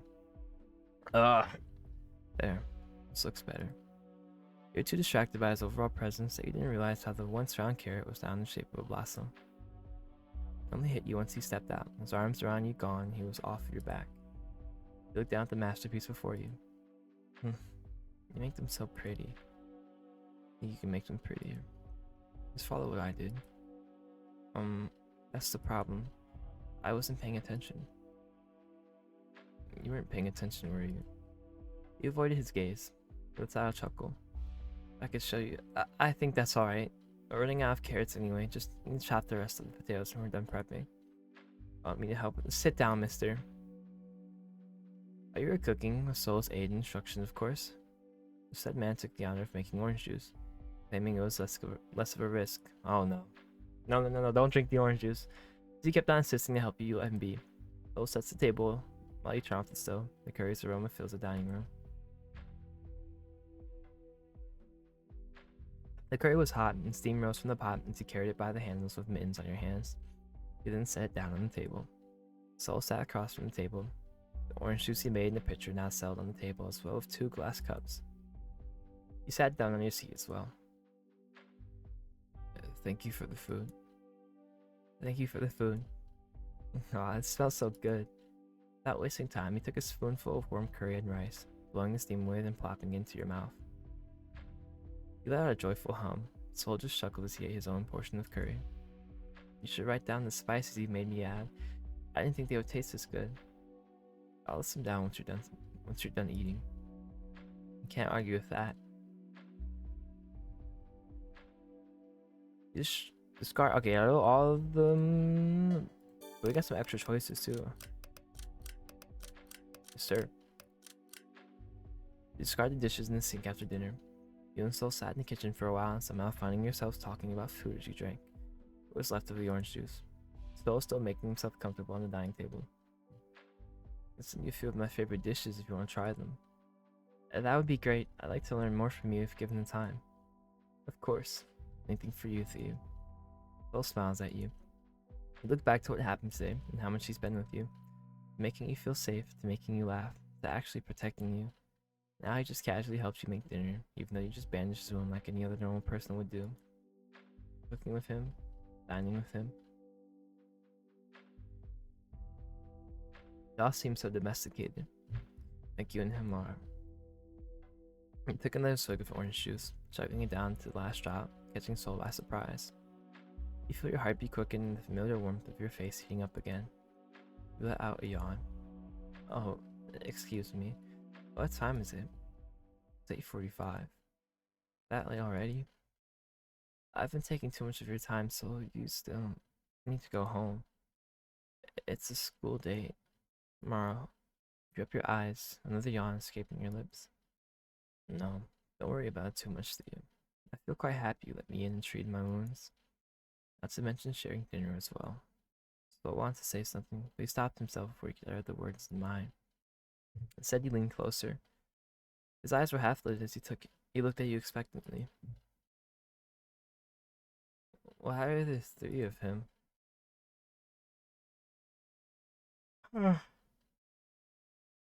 Ah,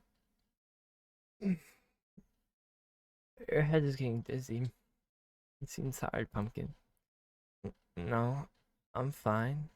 Let me get you the door. Your eyelids felt heavy as the sudden creeping drowsiness that wrapped around you. You rubbed your eye, trying to shake off that heavy feeling. Whoa. Your hand lost its strength. Something slipped and glass shattered on the floor. Beyond your fading vision, you caught Soul's smile, his hand pushing away the glass of orange juice that had never been touched. Yeah, of course. He looks at his figure now passed out on the table before him. He turns to stare at the pitcher half filled with orange juice as he crunches the packet of pills in his pocket, the very same packet Hugo gave him before coming into the apartment.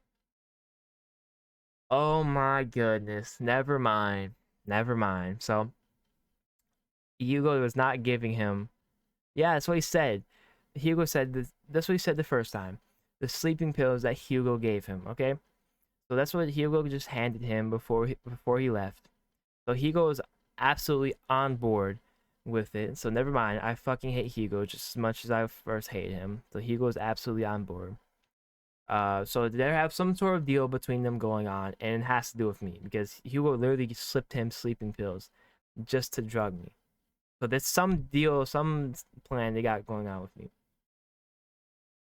Before coming into the apartment. Taking the pitcher and his glass of orange juice, he drained it all out and placed them in the sink before returning to Theo's side, not minding the shards of broken glass he's stepping on. He gently lifts Theo's hand, then drops it, and just like a motionless ragdoll, he remains unconscious. A smirk makes its way to his face. He gently places his hands on his shoulders before leaning in close to his neck, taking a deep inhale of his scent. He shivers in delight. Gently wrapped Theo's arm around his shoulder before carrying them in his arms like a groom to his spouse. Let's get you to bed, Pumpkin. He entered Theo's room, seemingly familiar with the layout, as if he's been through here multiple times. Carefully walks towards the bed and gently lays Theo down in his duvet. The covers of his lips turn upward, his eyes twitching. Then proceeds to lie down to his sleeping figure, wrapping his arms around his abdomen and pulling his body closer to his, spooning him in the process. He buries his face in his neck, like before, so inhales Theo's scent like an addictive perfume. A shiver went down his spine as he can feel his pants tighten from the mere scent of his beloved. Oh my darling Theo. I feel so flattered that you trust me so much. Despite just meeting you yesterday. Exactly, like, just YN bird brains of hell, bro. Isn't this enough proof that you're meant to be mine, as I was meant to be yours? Your soul resonates with mine. He makes himself comfortable, his arms still wrapped around, keeping his gaze on the apple of his eye. A wicked smile still settled on his face. He snuggled closer, hearing Theo's steady heartbeat through the veins of his neck. I love you so much, Theo. I want you to realize. I want your soul to realize. I know that it will take some time. Getting impatient, sweetheart. When will you realize? He asked under his breath, as if hoping for some answer from the sleeping person caged within his arms. Only his soft and steady breathing filled his ears. He tightened his hold around him. His eyes didn't flare shut as his thoughts kept him up till midnight. Someday, one day, Theo, you'll learn the truth. Continue. Boom. Okay.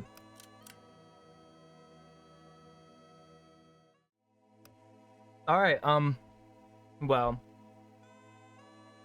ending was a bit of a mess because I kind of branched over to the NSFW build. That was interesting to say the least. But yeah. I'm just munching on some food, thinking over, and be honest. I mean, yeah, my thoughts didn't change. You know, fuck Soul, fuck Hugo, especially fuck Hugo after I'm learning he's working with me, with Soul to get me. Yeah, I'm still with Crow, the green flag of fucking heaven. You know, nothing's switching, and I'm gonna go into the full game exactly like that. But yeah, we got everything. Let me see. Check the album just to make sure. Got all the Soul SKGs, all the Crows, and all of the others. But yeah, I hope you guys enjoyed. Thank you for watching to the end. This outro was a little bit messy because, you know, like I said, I just branched off and I've been kind of going back and forth, you know. And I didn't expect to be recording for 4 hours, you know. I came into this. I did a recording last night, and that was an hour long. And now I've been recording for 4 hours today, so I'm like, damn. But yeah, we got everything. You know, I doubt there will be like anyone who watches this entire last episode, but if you did, and you did, or even if you clicked on it, you know, thank you for watching. Thank you for watching until the end if you did. But that was the kid at the back. I actually really do like it. The story is very intriguing. Don't like Soul, love Crow, and I definitely come back for more Crow. But yeah, I'll leave it there. I'll be back. I hope you guys enjoyed. I love you. No need to rush. I'll be here with the next one, and bye bye. Mwah.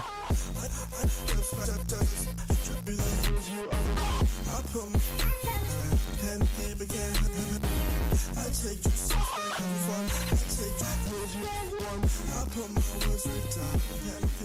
you